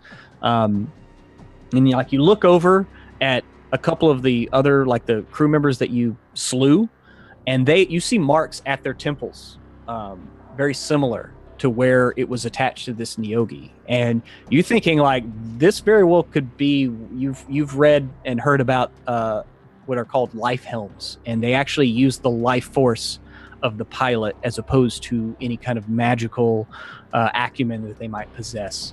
So yeah, you think that like it's gonna hurt, but pretty much anybody could pilot or try to pilot this thing. Okay, so I just turned to Cool and said, "This is not a magic-based vessel. From my extensive data, it says that this is powered by life force." Life force. I will happily make the attempt. However, I am still badly wounded from the battle and the tumble. If we have time, maybe we can get this going and figure out the sounds that we heard from below. Or maybe that would make some sense. I am feeling okay compared to you. Do I have any idea if like life force works with a freaking robot? I mean, you are not sure that. I mean, looking at it, you look at the metal of that rod and you look at your metal arms. Just basic computation. You're not sure that would work together. Okay, it's fair. It was a fair question. I was just like, I don't think so, but be like, I will keep an eye on you. I wish I could heal. Hopefully I will be okay. But for now, so that we have no more surprises, maybe we should take a look outside of what is in here in the cockpit and figure out what those noises are behind us. I can take the helm. I believe I can manage. Okay. E44 kind of just like cocks their head and then nods. Yes. That was a surprisingly sad line that just came out of my mouth with. Yo, it works for me. Bro, so, all right, so I'm in the cockpit. I'm banged up, beat up. You're banged up, you're beat up. Loose. I'm trying to figure this out. So how am I going to work this? Am I sticking something in my forehead? That's how this is going down? Well, I mean, you saw where it was attached to him. What do you do first? I mean, there are the two kind of circular metal rods that come up and end in like these grips that he had gripped, and then the other two bowed out a little further and then attached to his forehead. Now, when he slumped off, The ones in the forehead kind of rolled back and are further away from where the raised dais is. It's like a plinth, just for his bulky body. But the two handles are still just sitting there. The needles, for all intent and purposes, are still dripping with its kind of greenish black blood. Just the thought of that. So before I get to shoving stuff in my head, I think the smarter move would be to grab one of the handles with my hands first and pull to see what the reaction would be. Okay. Do you grab just one handle? No, I want to grab a handle with each hand. Okay. And because the spider was using just 4 of his limbs, correct? 4 limbs and their head in order to move this. I don't have to talk about that. It was only using its front. Yeah, so the hands and then the thing in the head, right? Yeah. It was using its front hands for the grip. Yeah. So you reach out. Yes. You reach out with each hand and grab each handle, and it's still warm to the touch from this thing, and you feel like the handles, and they're just these like kind of like circular black. They're not crystals. They're more like it's like obsidian or some kind of stone. But you feel it start to vibrate a little bit at your warm touch, and as you grip them, those rods slam into your wrists, and kind of lock you in place. And then slowly, the metal rods, and you don't know how it does this, but they begin bending and turning towards your head unerringly, and they enter right at your temples. Oh no! And slide under your skin. And you feel like some quivering deep inside your person, right? As you're sitting there, like almost just like a stampede on the most basic level.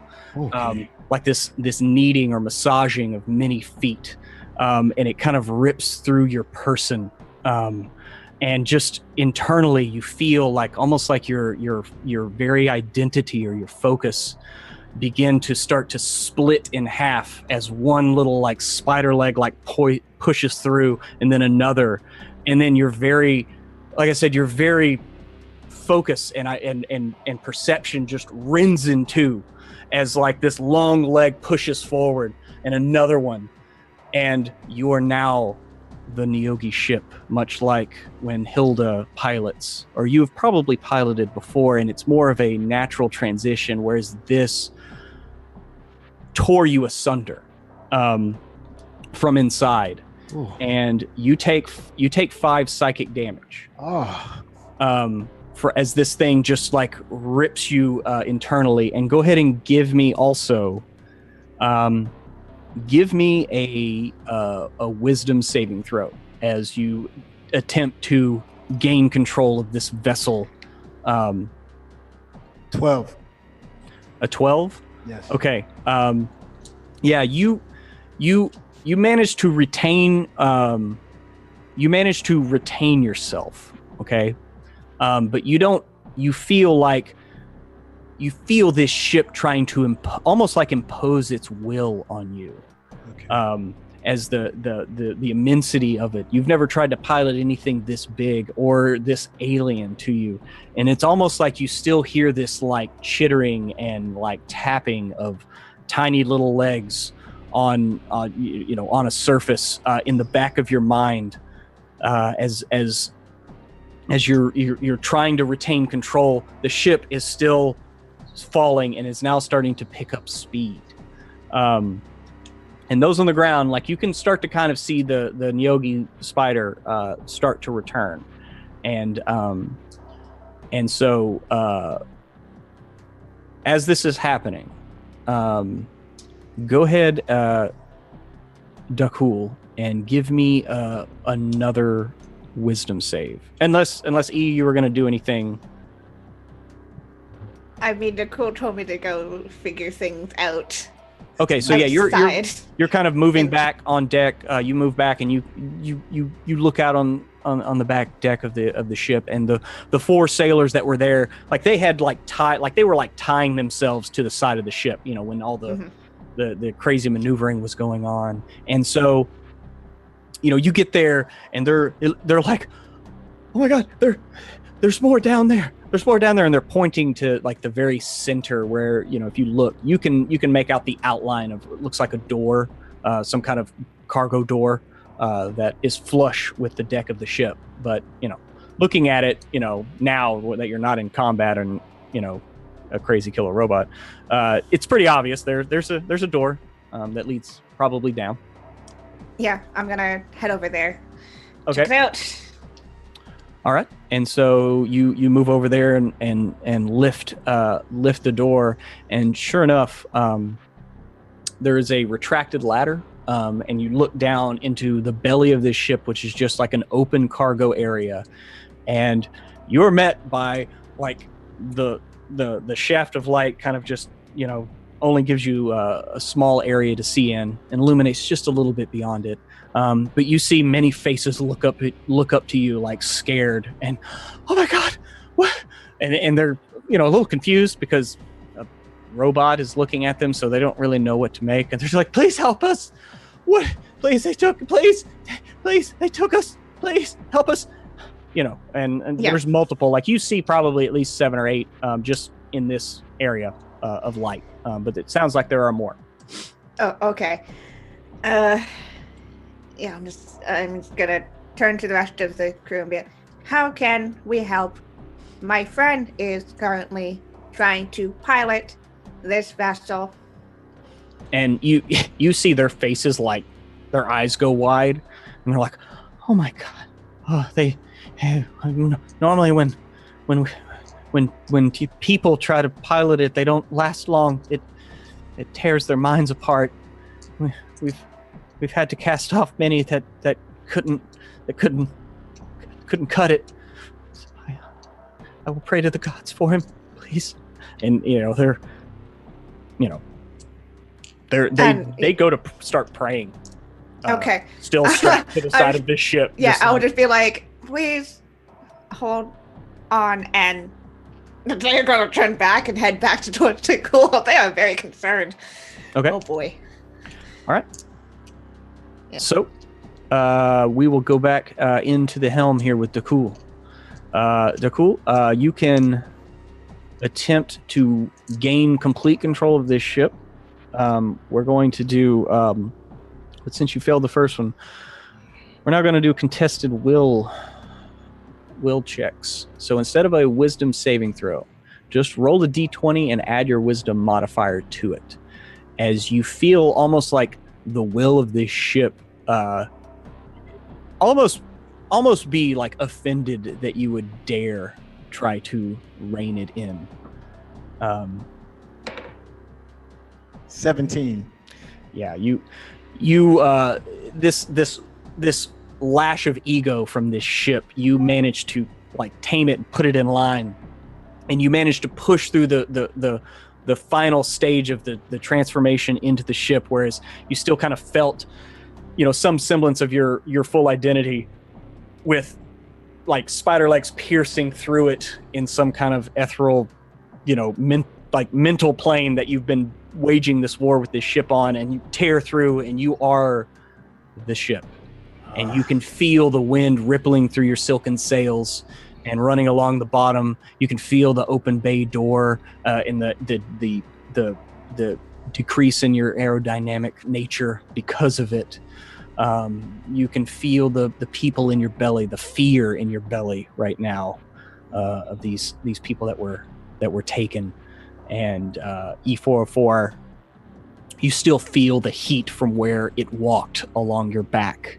And yes, you can attempt to pilot this ship now. Okay. Hey. Oh, the battle was great and strenuous. I believe if I can make it do one thing, I want the ship to go down carefully. Okay, so you just want to kind of tip the ship back towards Nero's 4 and begin to descend. Where exactly are you headed? Are you headed just straight down to the water? Are you heading back to land? With my senses of the ship, with the ship's perception, am I able to see where the rest of my crew is? Where? Oh yes, like or the is it- ship or is is it too far away? Oh no! The ship has started pitching back. You see them deep down, because the Mag-8 ship is coming back up, and you can see now the dwarf that had fallen off. He's just floating down very slowly, and the Mag-8 ship is rushing up to meet him, and just kind of he grabs onto a sail. Looks like he had cast Featherfall, and so it is rising up to meet him, and it's actually like heading towards you also because it caught him. It's got its 3 people plus the dwarf, and so it's now slowing quite substantially because it's got a few people over its normal allowance. But yeah, I need to turn off the chat. For one more thing, because I have such an advantage of height in being able to see it across the land, is there a way that I can just scan the horizon just to see what is going on? Yeah, you scan the horizon, and looking back up towards like where the race and the Ironwoods and Nero's gates, you can see in the distance. You think you make out the shape of sails heading in your direction, and so it's hard to tell from this distance like what they are, but there are ships heading your direction through they're airships. So. They're still a little bit of ways away. Okay. And my action for the ship is I've already said go down, so I'm assuming that's my final action. Okay, so go ahead and give me another wisdom check. So same thing, just roll a d20 and add your wisdom modifier. Natural 1. Okay, well, I mean, it's not an attack roll, so you got a 5, right? Yeah. Yeah. So okay. The ship just kind of starts nosediving and dropping, as opposed to going down. Like you said, go down. It's going down. It's taking the most literal. But again, y'all are like much higher. Okay. But you still feel like, even though you are in control of the ship, you still feel like at the edges of your perception, this like chittering and almost like a whisper, of.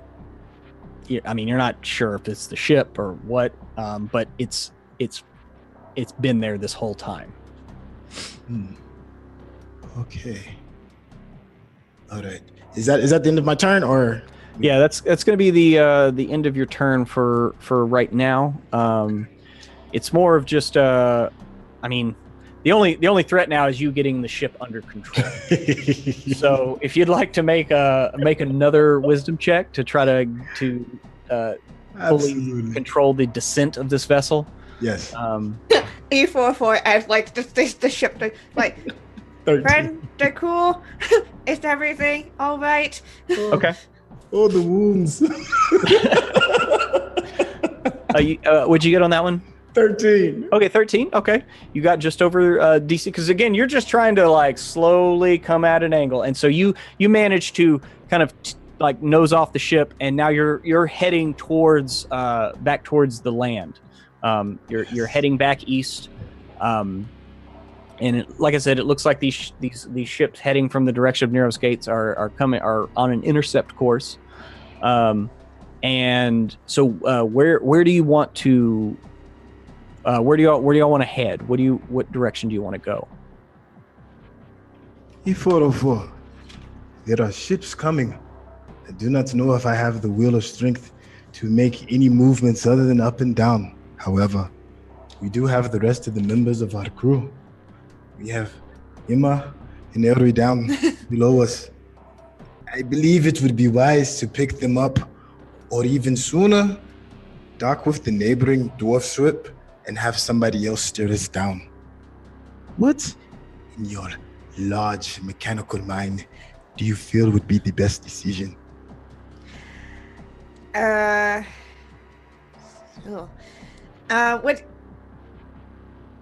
Yeah. E44 kind of thinks like they've kind of landed. If they, so E44 would know that it would take more power to get going again for Hilda. If I feel like they would know that enough. You can tell me if that's wrong, but I think they would kind of know how spell jamming works. A little bit, yeah. That sounds, yeah. You've assimilated many volumes of text on the matter of spell jamming. Yes. I have scanned and added many to my database. Okay. I do not know if Hilda and Elry would be able to continue onwards. How far away are they from shore? Like, we're pretty smack dab in the middle of them. You're not that far away from shore. I mean, y'all were taking off away from this village, and you went out west over the water, and so you're now kind of just heading back the same direction. I mean, in the distance, very, very far in the distance, you can vaguely make out the smoke from the village. Okay, and land is fairly close to us in consideration. Yeah, and I mean, and like I said, Dakul has gained control over the vessel, is now descending at a steady rate, and it's responding to his what direction he wants it to go. Okay. With some nuance as opposed to the first, which was down. Yeah. E4 for we should rejoin with the rest of our crew, and then make decisions from there.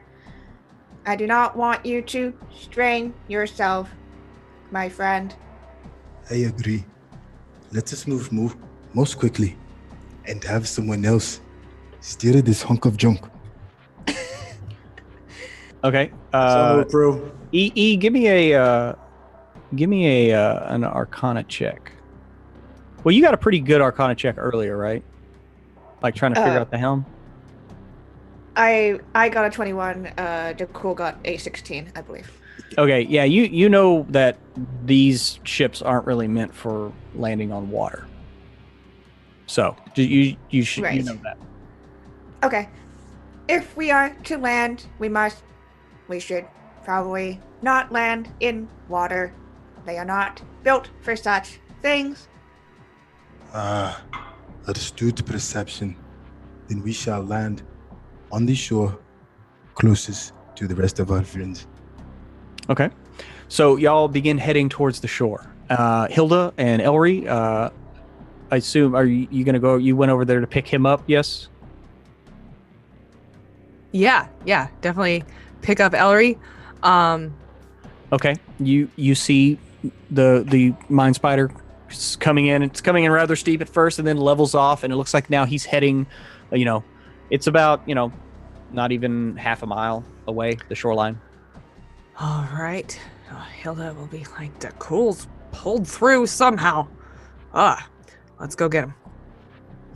Sounds good. Hey, that smack thing on the water. Perfect. I know, right? I totally meant to smack. Totally did. Just like a kiss, like a I didn't get any arrows kiss. It was awesome. Thanks. Appreciate it. All right. I'm going to talk to the people who are scared shitless on the ship. Tell them, we're going over there. It looks like they're landing. I have faith in all the people I know. I think they have this ship. And if they don't, we'll kill them all. We'll be fine. Oh my god. Even have you killed any of the crew? I wasn't there. I am not sure. Let's go and see. Elry. Yeah. Let's give him a little hope. Just a little hope. Okay, maybe I didn't see what I saw. Sure. So, yeah, illusion. So they're looking up at the ship, the mine spider, or excuse me, the death spider, as it flies over and is heading towards land. And y'all begin to tip back towards land. You see the mage ship following Dakul in his trajectory. And so, Dakul, I'm going to need one more check from you just to land this bucket of bolts. Gotcha. So same thing. Just give me a wisdom check. 21. Yeah, you come up and dust up and then sit down. You you just your mind thinks it, and from the outside you see the outer two legs that have the sails pitched down, and you feel like the body of the ship vibrate a bit with the movement as all four legs are on each side come down, and you light and you don't even feel yourself stop, and you're stopped as the ship comes to a rest, and the belly of the ship rests on the ground. And that you're connected, you feel like there is a door out the back. Like the cargo bay door has like a door that goes straight out the back. You can't just open it with your mind, but you do feel like, since you are the ship, you do feel it, and there is a console in front of you with various switches and like crystal buttons and... Okay. E404. I believe Yes. the ship is full of surprises. There is a cargo bay underneath us. I think I am going to release the hatch. Maybe you should go down and see who is in. That sounds like a logical plan. Excellent. Let me hit the switch. Or find the switch. What switch do you hit? Great. So with my bond with the ship, I'm just assuming that maybe I got a general idea where the switch is. No, just yeah. You think there's a selection of switches. I mean, you do think back to the switch that he threw. Okay. And it was on the top left, and there are two other switches that aren't thrown next to it. Okay. All right. Well, the switch that is thrown, then I'll reverse that and switch it the other direction, or unpush it. Okay. You look down, and the trap door's still open, and you see the door, the smaller cargo bay close. That door close. That's in the front of the main cargo area. That's just below the helm area. So yeah, you since you reverse that switch, it closes. Okay. All right. I'm getting the hang of this. Hold on. I will push the other switch. Okay. You flip the switch next to it, and you feel the back of the ship. It has like a kind of a triangular shaped door that lowers really slowly and meets the ground, and has, and you immediately feel like the people in the belly of the ship, in your belly, scurry out the back and just running and screaming and praising, every god under the sun and the sun, as they run out into freedom. And the four crew members on the back of the ship, they are looking to the sky as Hilda and Xander both begin getting close. And Emma, go ahead and give me a piloting check to land. Alrighty. It's a 17. 17, yeah. You pull up next to the Neogi ship, and you light nice and even. It's like you're running a little heavy, but you manage to compensate. Xander, he lands the ship, but he doesn't manage to compensate. He's carrying a few more people. All right, actually, no, you are carrying the same amount, but still, he's just not as good of a pilot, obviously. So you both managed to land, though, and once you do, and the folks that you have on your two ships look up, and they see the men on the edge of the Neogi ship. Their eyes just light up in joy, and they're like, "Oh my God! Oh, cheer, Stephen!" And the men on the ship begin going down the ladder that went down into the cargo hold, and then out the back of the ship, and they all meet on the grass. All but save one. Elry, the blonde woman that you were with, that first woman that you grabbed, you see her like looking forward, and she's looking for her husband. She's Stephen, Steve, come on, Steve. And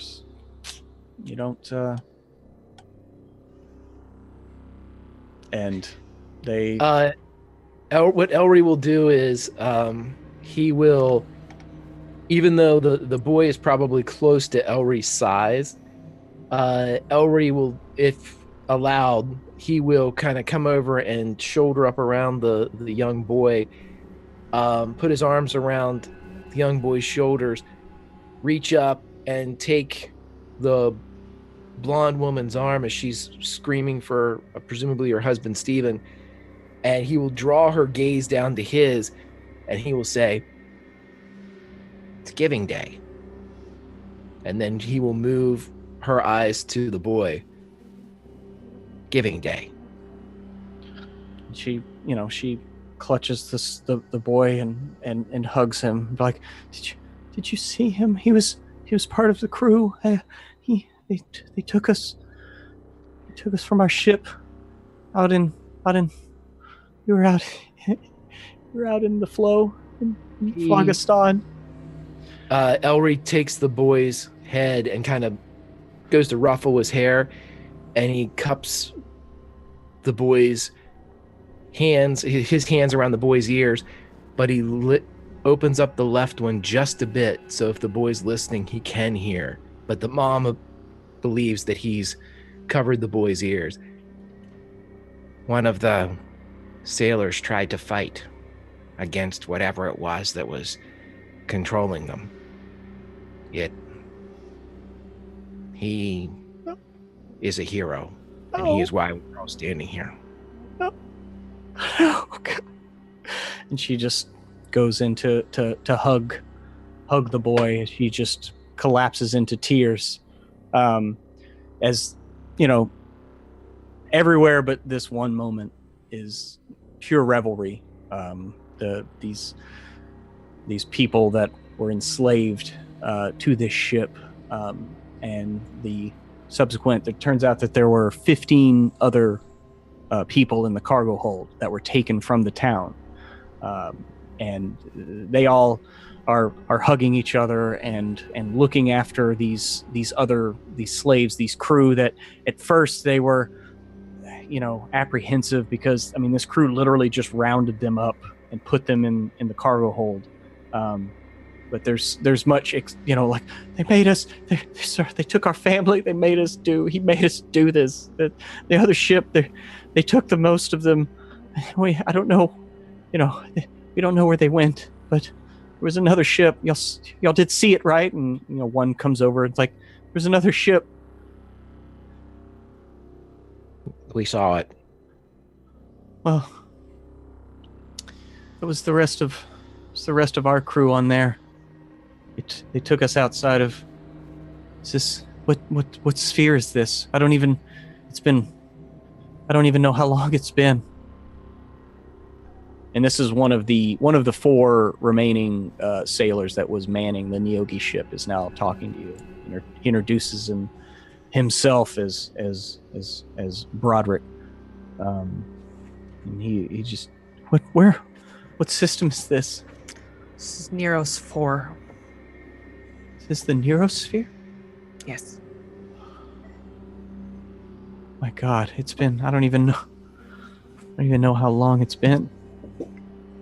And he kind of like looks over at Dakul and E404, and he's just kind of, he has a kind of a tortured look, and he's like, I know that we were fighting you and you didn't know. Perhaps we should have been more vocal, but you saw what he did. We didn't want that to happen. But I understand that you saved us. I thank you for that. I really do. Thank you so much.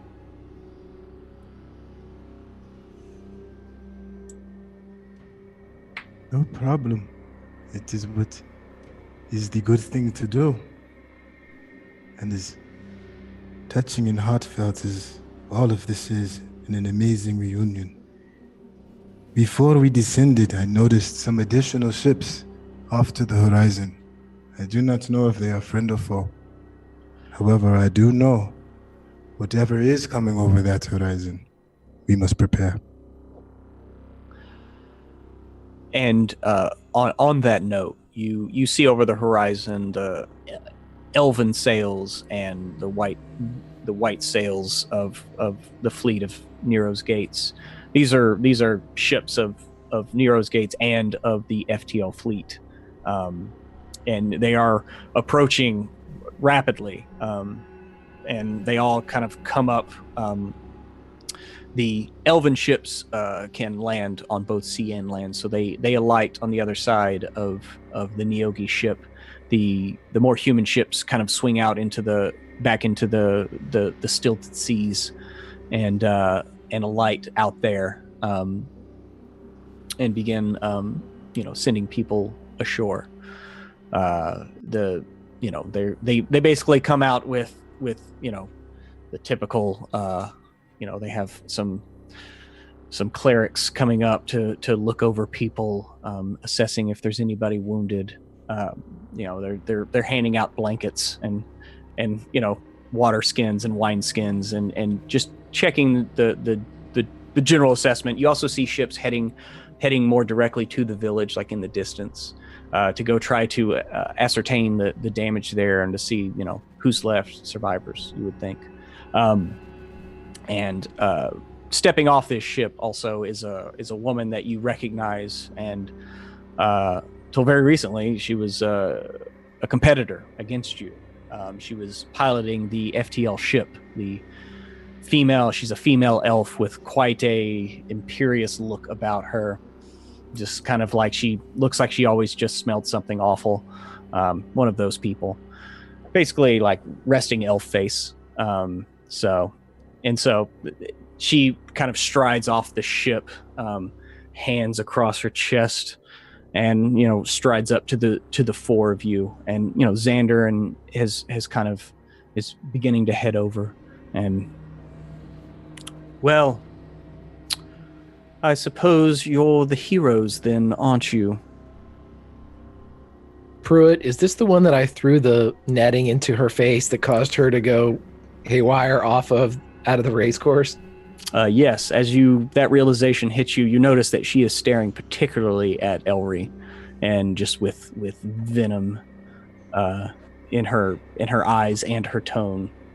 Well, then, as one of her crew passes, he will grab a wineskin as it's going past. He will pop it open and kind of give her a salute. Well, cheers to you. And he takes a drink and wipes his mouth on his sleeve.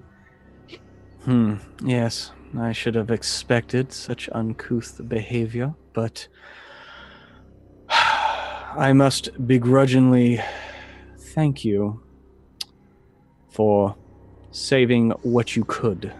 We do have ships in pursuit of the Neogi vessel that escaped. I have already dispatched people to begin investigating how this happened, how they slipped through our patrol nets. But you appear to be the heroes of the day. So, well done. I am Captain Keiko Sokol. So you may call me Captain Sokol. And she kind of turns and looks at the Neogi vessel, and so her expression kind of changes as it goes from she's having to tolerate talking to you, and she looks at this thing, which, this is quite a find. I suppose the mages at the Magate Acadium will be spending many hours going through this vessel.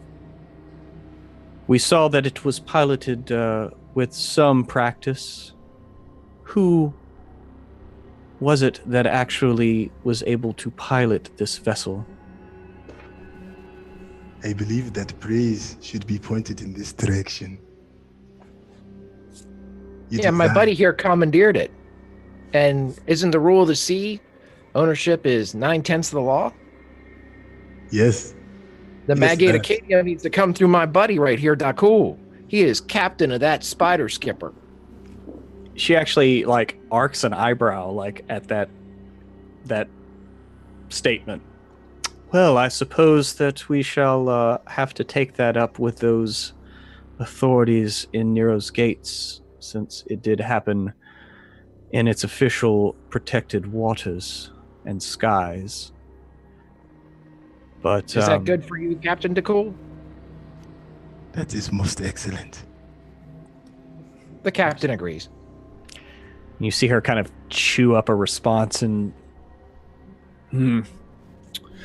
Well, if any of you were to require any attention to your health, we have people that can see to that.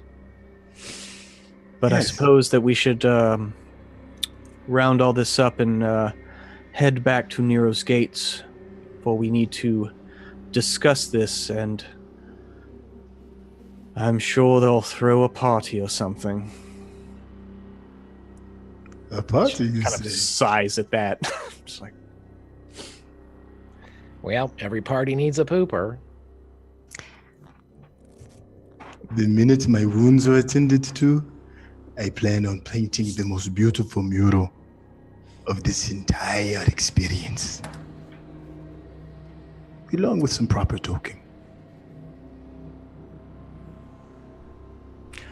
oh yeah. Amen.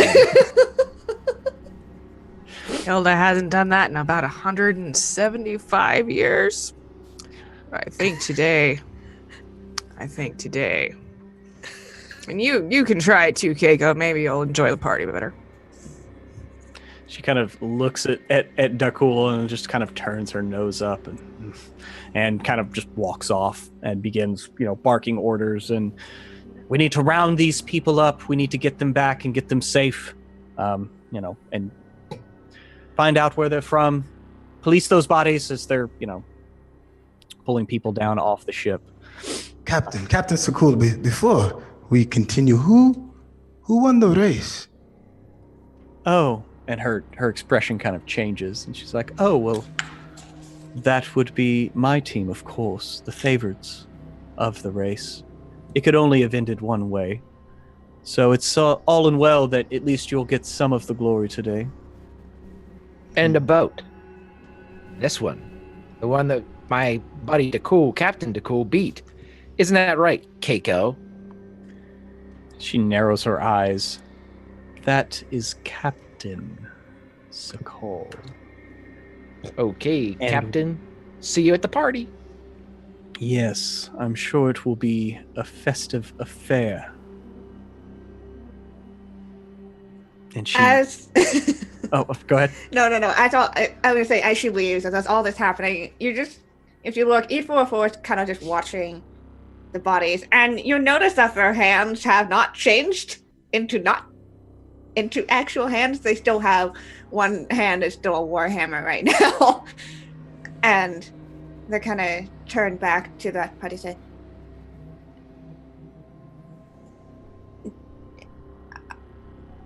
my friends, did I forget again?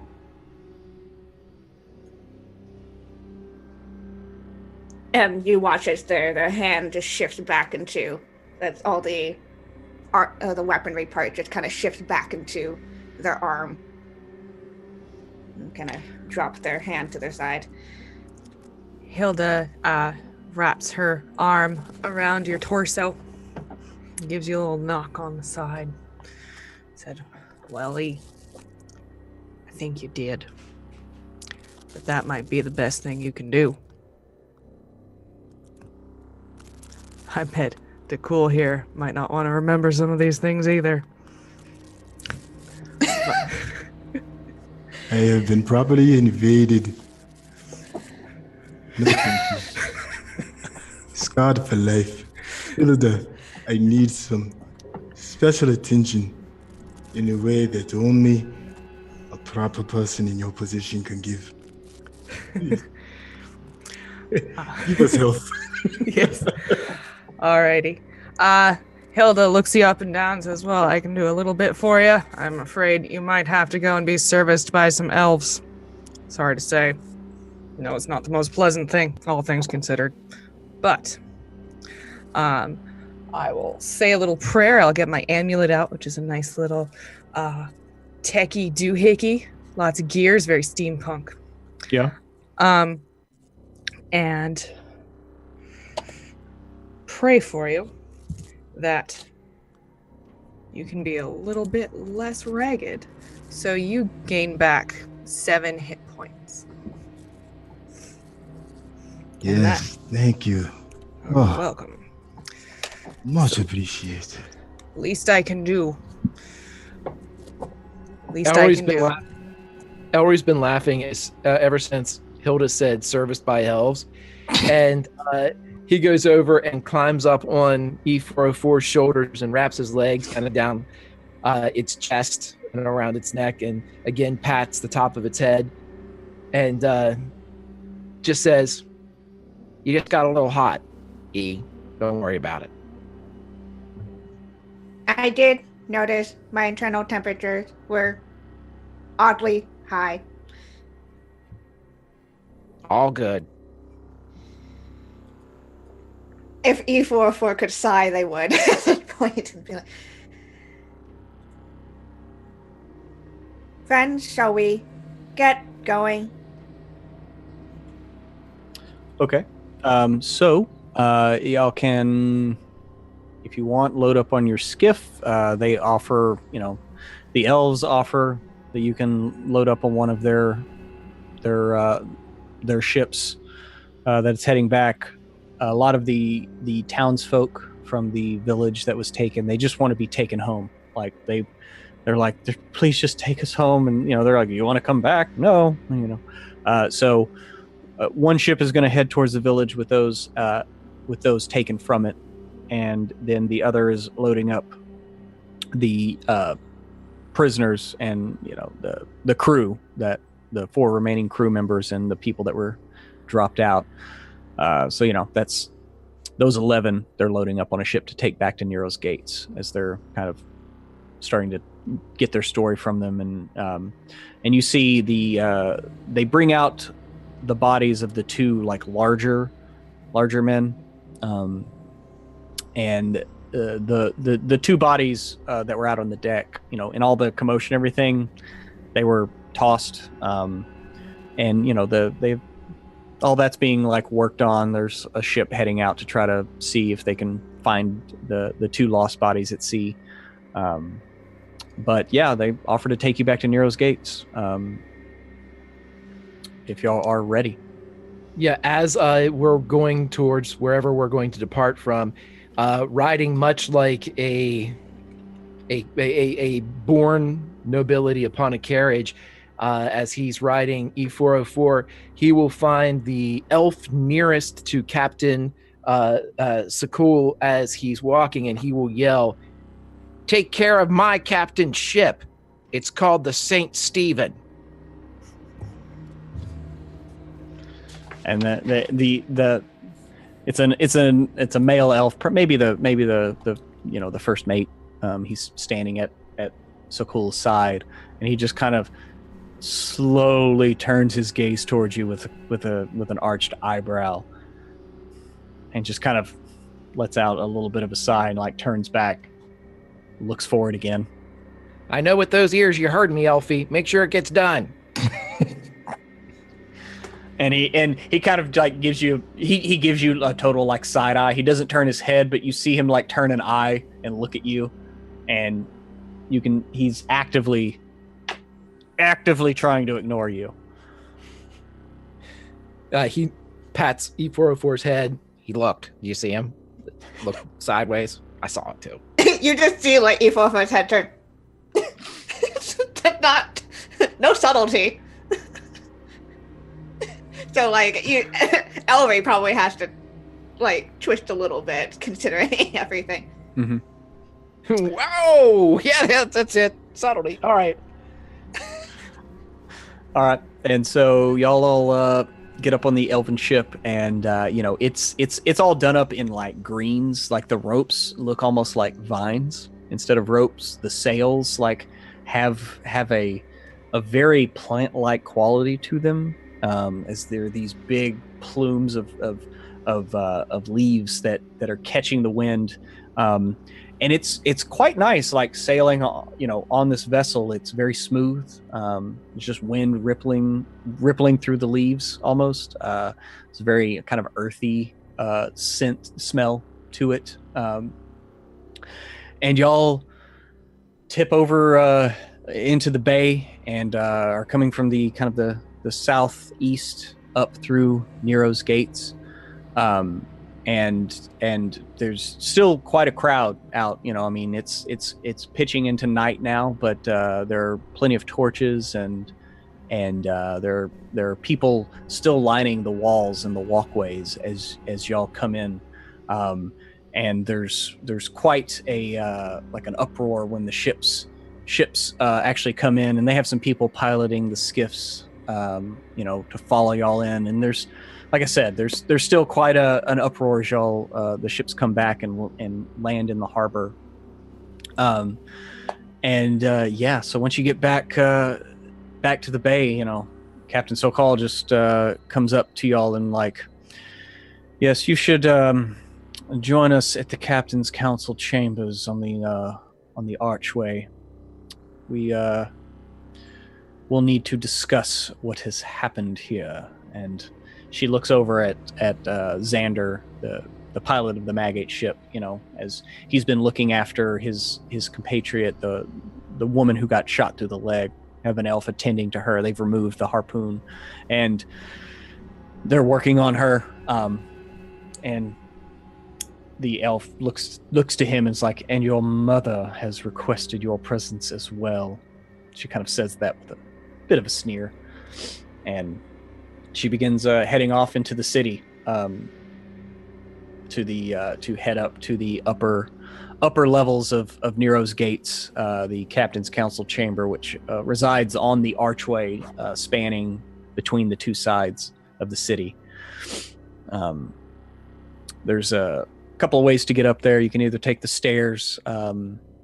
Elry would know the other way, which you just take the lines up, and it's a pulley system that you literally like pull it and a counterweight drops and you go up to the next tier, and then you hop over, go to the next one, hop up to the next tier, and you can actually get up there pretty quickly if you take the lines. If you take the captain herself is too dignified for that, and she's just taking the long way up the stairs. So yeah, she just she's like, I will see you at the top. Please do not keep the council waiting. So y'all are on the docks now of Nero's gates, looking up, and there's still much fanfare. People still talking about the last, the final part of the race, the pitch battle between the FTL team and those from Forester's Hollow, and only through a perfectly executed barrel roll did the FTL team pull ahead right as they crossed through the arches of the gates to win the Nero's Gate pursuit. People are just still talking about the entirety of the race and like, oh, and what's going on? And there's an attack. There's just kind of a mix of both exuberance and trepidation kind of through the city as there's something, it's spreading that something happened. But still, it's the race day and it was a great race. So that's kind of just the general vibe of what you hear as you're kind of making your way off the docks and through the city. So where would y'all like to head first? The entire way that they're walking, Elry is going to be whispering as they pass groups of people that are talking about the race, and he's going to give fragments of sentences as he walks by from, his height, which is kind of directed into the crowd of people. Like, I can't believe the cowards kept flying, And then as they get through there, be like, oh, those heroes saved those people, I heard Captain DeCool seized the whole spider ship as they were going by, and he keeps throwing information into them that is detrimental against the people that stayed in the race and positive for obviously our group and the mages that helped. Those wizards are something else, tougher than they look, as he's walking through. DeCool happened to scans. DeCool scans the crowd as he looks for Bobolodo. I think I pronounced his name correctly. Yep, that's right. Bobolodo. Bobolodo and his gnomish comrades. Mr. DM.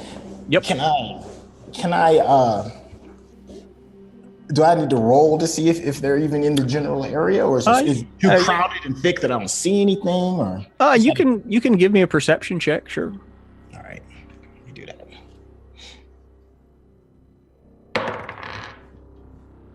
13. There's a big crowd around you, man. There's people talking about the end of the race. There's oh, and then the one from the captains, of course, he jumps off the ship right as they cross the line and dives in the water. It was the greatest thing I've ever seen. Just thinking back to the one that hopped in the water beforehand, just for the crowd, and oh, she did a double backflip. It was amazing. And again, it's just like snippets of people like talking about this part of the race, or like, oh, I was in the ship right next to the loggers when they crashed out. It was amazing. I can't believe that guy's leg like broke like that, and just snippets. But yeah, you don't see Bobo Lodal anywhere. Of course, for them to have finished the race and her to get on a ship and head back out, he could be anywhere in Nero's gates.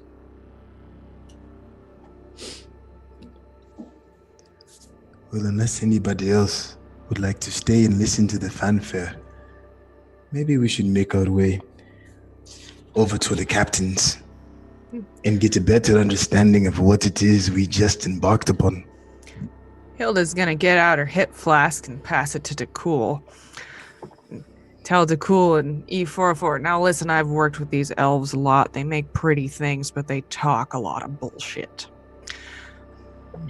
Don't let them tell you what they think is the truth. And don't let them tell you, E, that what you did wasn't helping.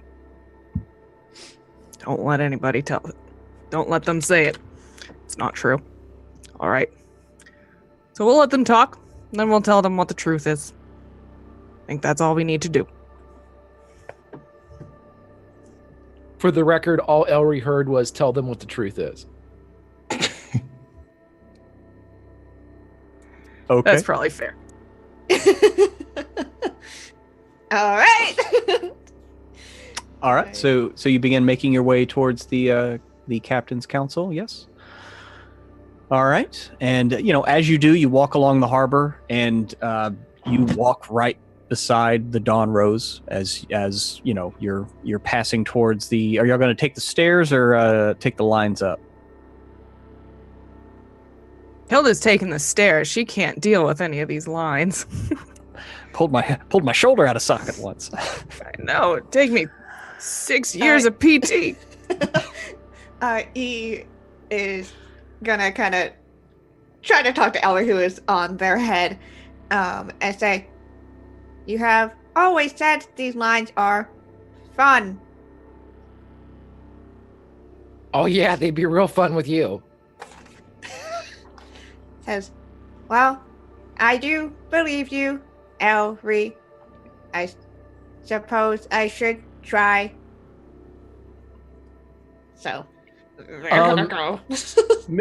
Mr. DM, would Elry think that two of these lines, if triggered at the same time, could carry E404 up to the next level? Because I'm assuming that one probably isn't going to cut it with a Warforged. Yeah, I mean, it's solidly built, right? So whenever you make your way up to there, like the guys that like handle that, they're like look at her and look at each other, and each of them has a rope, and each holds the rope out, their respective rope out to it. Sorry, and they're like, you're gonna need to, I hope it'll hold you. If anything, you'll just come back down. So. Elry stays on its shoulders of E404 and just wraps his legs a little bit tighter around E404's neck, and just looks up and punches his fist into the air and says, "Jerk him!"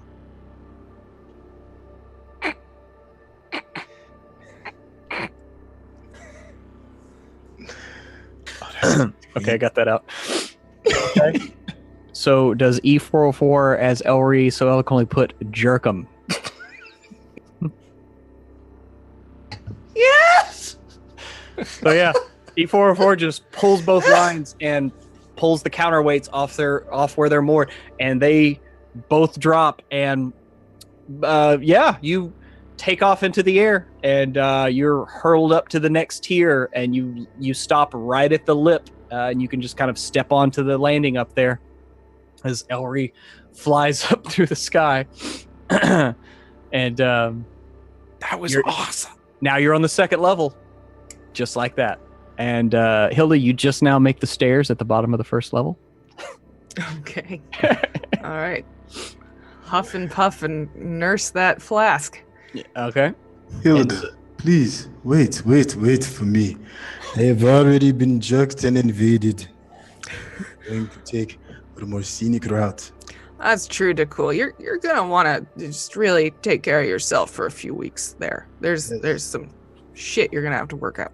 Oh, please pass the flask. All right, there you go, my friend. Yes. Oh, what can be said about the dwarven shine? Oh, this is most excellent. It is at the spot. It Let does. them play upon the ropes, and me and you shall calmly walk like adults to where we need to be. Absolutely. There's something to be said about getting drunk with dignity. Yes. Oh, I love my dwarfs. Yeah, so I'm gonna take the stairs. That's good. Sorry. Okay, so y'all eventually make your way up. Obviously, Elry and E404, you're up there for a little while. You make it to the top of this side of Nero's Gates to the, and they allow you up onto the arch, and you can look out further inland. And you're actually up near the. If you look on the picture of Nero's Gates, you're even with the dwarven statue on the left side that is holding up that side of the gates. You're like right there, and you like looking at this giant dwarven head and looking out past into the pavilion beyond the gates. It's where they have a whole it's where Flavor Town has been set up. They had a food competition earlier in the day. To commemorate this whole affair. There's still people out there. Revelry is still going strong. The keepers of they're called the keepers of the gate. They are basically the town guard of Nero's Gates. They're like sitting there, they allow you in, and one of them is just like, did y'all really fly in a Neogi death spider? As he says this to Elry and E404. We currently serve aboard the Neogi Death Spider named the St. Stephen, captained by one Dakul. We would have won the race, but we were heroes instead. Oh, I can't believe it. Wow. I mean, that has to be one tale to tell. Oh, it was. And what I really couldn't believe was when the elven captain, I think her name's Cake or something, when she yelled out, "We're going to win, screw the town's guard," and just shot ahead. Like, I don't understand why she said that, but she did. Those accursed elves. And he kind of looks around, just making sure there's no elves around. It's like, they kept us under their thumb for so long. They don't appreciate the fact that we're not under it anymore. Well done. Well done. I'd like to buy you a drink if I ever see you in the tavern. Sounds perfect. And after some chit chat, sure enough, Captain So-called shows up. She crests the stairs, and not too long after, Hilda and Dakul follow suit, and you are ushered into the captain's council chamber. And Nero's Gate is run by a captain's council. It's of all the ship captains that are registered here, they all vote amongst themselves to see who they send. It's made of 8 members. There's 5 captains, and then there's someone from the Miners Guild, someone from the Manufacturers Guild, or the the people who were y'all's benefactors here, the Merchants Guild, and a representative of the Magate Acadium, and that's the council that basically makes law and in Nero's Gates. And so you're ushered into this chamber, large wooden doors, with different kinds of engravings in it of ships cresting waves going into the sky. It's a theme here, and the doors usher open into a long chamber, glass windows each side. It's just completely filled with natural light. Like now there's starlight beginning to filter in, and it's still kind of lit in here. You don't really see any kind of either magical or natural lighting in here, and it's plenty to see by, even those that do not have dark vision. And Captain Sokol is there. There's only a couple of people. Here. There's your Merchants Guild, your coach. He's there, and he's talking to a woman, in a finely dressed woman. She's wearing like leather pants, knee-high boots, a velvet vest in purple and black. Her dark hair is pulled back with a silver pin. And she looks up from her conversation with your coach, and oh yes, these are the heroes, are you not? Yes. Well then, I am the Baroness Alma Lovelace. I am the head of the council, and I would like to extend my congratulations at your efforts. You put yourselves in harm's way, and you did not have to. You were merely racers, and quite shocked, actually. But I do thank you. And though that you did not finish the race, I would be remiss if I did not reward you in some fashion. So, in honor of your efforts, I'm going to make a special exemption, and you will be joining the crew of the Dawn Rose in its inaugural voyage on tomorrow. And at that, Captain Sokol, looks and just stares daggers through the Baroness and kind of glances at each of you. And you see her, swallow a retort. Very well, she says to the Baroness.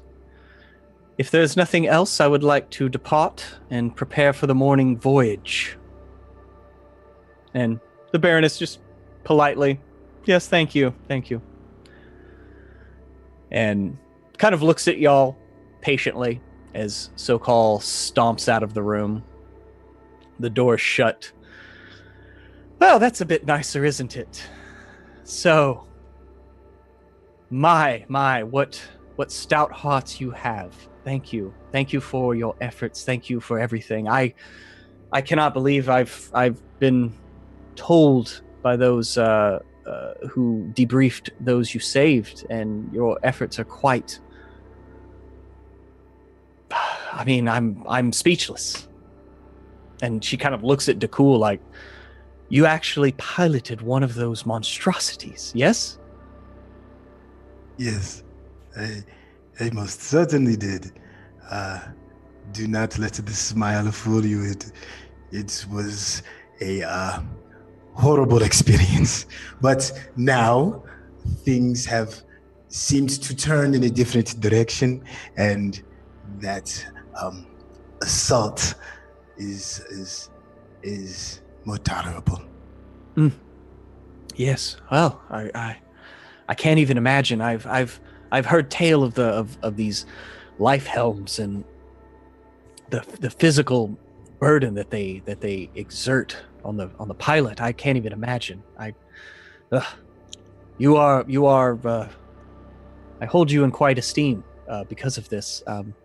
But like I said, I would love to share drink and hear from you specifically what happened exactly. But I do want you to know that I am serious, and Though Captain Sokol is not pleased by her wind being sullied, but the look on her face was quite worth it.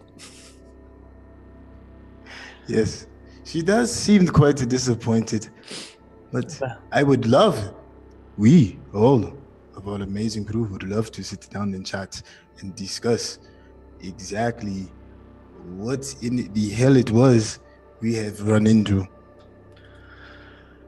Yes, yes, that's the Neogi. Well, I am shocked that they were so bold as to attack Neros 4, especially with the extra security, but I'm not sure. We need to discover what has happened, how this breach of security happened.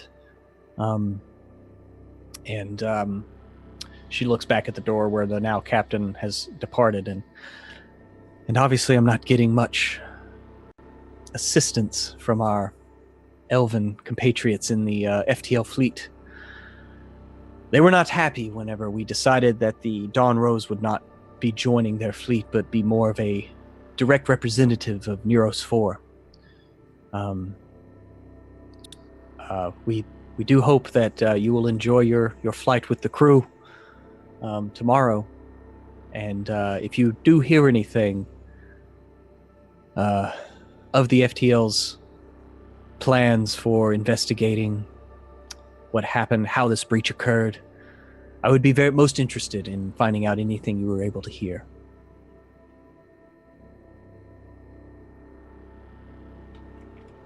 Yes, but of course. Well, in that case, let us have revelry and let us talk the night away and wait for tomorrow.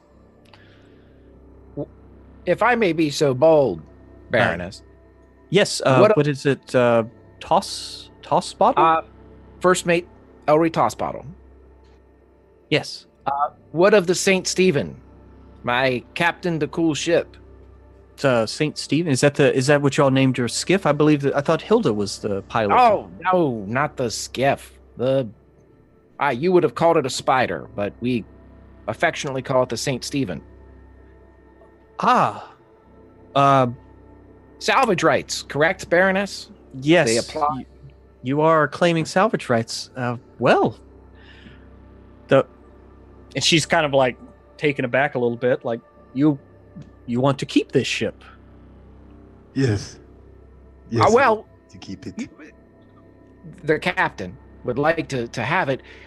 We would think that it would be a good idea to for the good of Neros, for us to hold on to it, unless of course there is a bargain to be struck. But that's the captain's responsibility. I am merely the first mate. And as my first mate, he is the word and the mind and the thought process of this temporary captain. He speaks on behalf of me. Thank you, Captain. Well, I suppose that we could maybe come to some arrangement. Right. We own it. And, the captain and we, his noble crew, own it. And we would be willing to rent it or straight sell it. Hey, a trade. A trade. Trade? What did you have in mind? I'm just going to say the first thing that comes in my head, and then you think of the first thing that comes in your head, and we'll say it at the same time, but I'll go first. Dawn Rose. She takes a slow sip and cocks an eyebrow at you and is like, the Dawn Rose is, I know it's not worth as much as the St. Stephen, but we are heroes, and we'd be willing to negotiate a bit. I tell you what, let us break bread, let us drink, and we will discuss these things further in the morning, and we will see what agreement we can come to. I do understand you in invoking salvage rights. You are well within your right to do so. There are those that are going to want to fight you on that, but from one captain, and she looks at Dakul, to another, you did take the ship. It's pretty clear cut to me. As far as giving you the Dawn Rose, I think a more permanent station could be worked out if that was amenable to you, and you might be compensated financially for the Neogi ship. But again, we can look to this on the morrow, if that is agreeable to you. He looks back at Captain Dakul. Captain Dakul agrees. I am, if you wouldn't mind telling your captain that I am pleased that he agrees. As she kind of She's okay with it. This little game. Yes. And we will all celebrate in the way that you know I know how. And with that, Let's pay. yes, let us travel to the Dwarven Arse and tie one on. As she refers to the well-known tavern that the dwarven statue of Nero's Gates rests comfortably on. And it is one of the most popular dive bars there in Nero's Gates. And it is favored amongst the captains. As we are watched turn ahead, E4's head turns and just says, "Is this what we call swindling?" To my crew, not to this Baroness. Well, I was going to say, if it's directed at all to Elry, he will look very hurt. No. It's what's fair. It's there's swindle and there's what's fair, E404. This is what's fair, and this is what you should always do, is look for the way that's fairest for you. But that would be against fairness. No. Now, we'll talk about it over drinks. Let's go to that dwarf butt thing. Yeah. E404, you got some learning to do about negotiation. Now let's go home to the dwarven ass. Yes, we head to the Dwarven Arse, and there is much festivities and much merriment and drinking as the heroes of the day are toasted, and you don't buy a drink all night. Everyone is provided for you. And we will bring to a close this day, this race, and this adventure on Starward Bound, and pick up with first flight of the Dawn Rose upon the morrow. Thank you, everyone. I hope you have enjoyed this adventure. It was a little front-loaded with the action. Kind of calm down, cool down a little bit. Make sure you don't want to stretch anything. You want to make sure you do your cool down stretches. So. Anyway, hope everybody had a great time.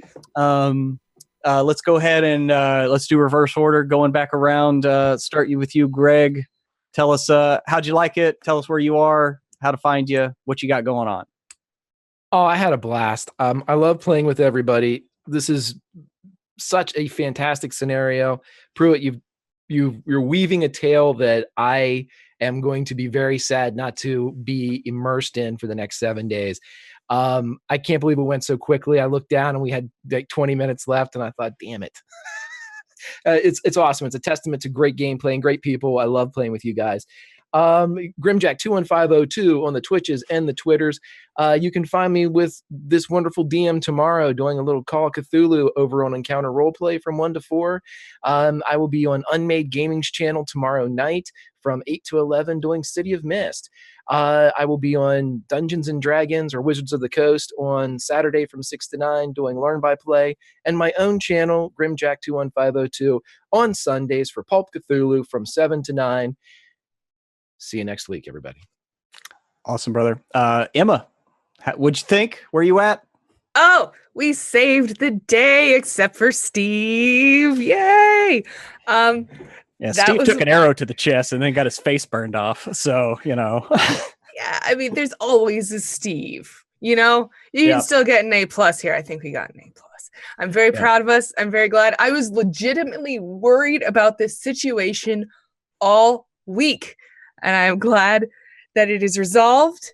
And now we get to get drunk. And also, I feel like the chat was already itching for a mutiny. I might be too. I'm excited to have that happen because I told you, Pruitt, that was going to happen. And so, yes, I'm very happy and I'm excited to play next week. I am too. And I love the fact that you have a group of people that will go and like help people one day and then talk about, so we're doing a mutiny, right? So anyway, we're helping ourselves. Yes. Awesome. We help them. Now you're helping yourselves. I get it. It's circle of life. No, we're the slaves in this situation. We're like the people who are being mind controlled by a jerky lady. Yes, that's exactly what it's like. All right, going around to Trey. How's it going, man? How'd you like it? Where you at? Man, what is up with everybody? Bro, dog, you are a beast. Man, the tales you can weave. You really got me really racking my brain trying to figure out what the next decision and what the next move is going to be. I think everybody can kind of figure out that I am the more relatively new D&D person in here, but the embrace that everybody has had and just like really bringing it in and being cool and patient and all the cool things that are said through the chat. Yeah, it's just a wonderful experience all the way through and through. Once again, my name is Trey Murphy. My character is the cool. You can reach me on Twitter at Sintel and on Twitch at Sintel76. Kind of date myself a little bit, but that's okay. Man, I just really want to give a big, huge shout out to our whole crew. I feel a little odd being a captain of a ship because there is only one true captain of our group, Hilda. All man love. Please feel free to take the whip out for a spin. Throw some D's on that bitch. I don't know. It makes sense to me. So yeah, I'm just really looking forward to next week because I have no idea what the hell is about to go down. But I do know whatever it is whatever goes down, I got the best cruise shipmates to go down with it. So let's get this thing going. Awesome. Yes. Hey, you're doing a great job with your character, man. That's it. You've got a great thing going on. I love it. So don't sweat the newness to the rules. It'll be like second nature before you know it. And it also helps that I'm literally playing a Kinsai monk right now, so I know everything that you can do. So it's like, yeah, don't forget about that, dude. They're so dope. I love Oh no, it's one of the best. It's one of my favorite classes, bar none. Anyway, sorry, Kiana. Let's close this out with you. Tell us how you liked it. And that was fantastic. Again, I love being here. I love the setting. I love the story. I love the characters. It's so great. I was so stressed out. You can see me dying in the background. I was freaking out and also dying of laughter. Mm-hmm. Thanks, chat. Thanks, guys. Freaking God damn it. Yeah, and like chat said, I am looking forward to seeing how the group talks E44 into mutiny and explaining to them why it's fair. Yeah, I love playing this robot. This non-gender conforming killer sweet robot thing that I'm interested to see how they develop as we go along. But you know what? I'm sure they'll turn out just fine with this crew. So where you guys can find me on Twitter at Kiana S, and that's where I talk about all things D&D and life, all that fun stuff. I'm a university student doing a whole bunch of things. So if you like catching up and talking with me, I'm always there. You guys can find me over on Encounter Roleplay on Thursdays, where I DM a Twisted Fairy Tale D&D game super fun, lots of shenanigans. Chat really likes to mess with the players. I like to mess with the players. It's all fun. Over on Sundays, I'm on a podcast called Lady Slaying Dragons, where we like to talk about all things D&D. It's super cool. Me with two cool ladies. We actually have a special guest on this upcoming episode, so we get to talk about all sorts of cool things with them. Super exciting. Keep an eye out. And we also have a giveaway happening that's related to us, so check out our Twitter at Lady Slaying over. And this particular Sunday, I'm on a special one-shot where I get to play a 10-year-old kid over at Scraticus. It'll be super fun. Hopefully my kid won't die. Hopefully. And we'll see. We'll see. But yeah, keep an eye out on all my social medias there. And I'm super looking forward to next week already. Yes, most definitely. Thank you to the crew. Y'all are rocking and rolling. Thank you, chat. Everybody hanging out with us. Had a great time. Such a fun adventure. Be sure to tune in to WebDM's Twitch this coming Thursday, same time, 6 to 9. Jim's going to continue with his second adventure in the land between two rivers. And just remember, we'll have our new show out on tomorrow. And just so you know, if you hit us up on Patreon, you can have WebDM every day of the week. We release Monday Q&A. We got my game. We got the Wednesday show. We got Jim's game on Thursday. And on Friday, we release our podcast. So that's 5 days of WebDM. So if you're into that sort of thing, you can do that. I can't wait to see you tomorrow, Greg, for Call of Cthulhu. It's going to be awesome. And then tomorrow night, you can see me over there with Will Jones from Encounter Roleplay and Jim Davis for Saver Dice. So we're going to be over on YouTube on the Saver Dice channel there. But until next week, hope everyone out there has good gaming, and may the dice ever roll in your favor. Bye, everyone.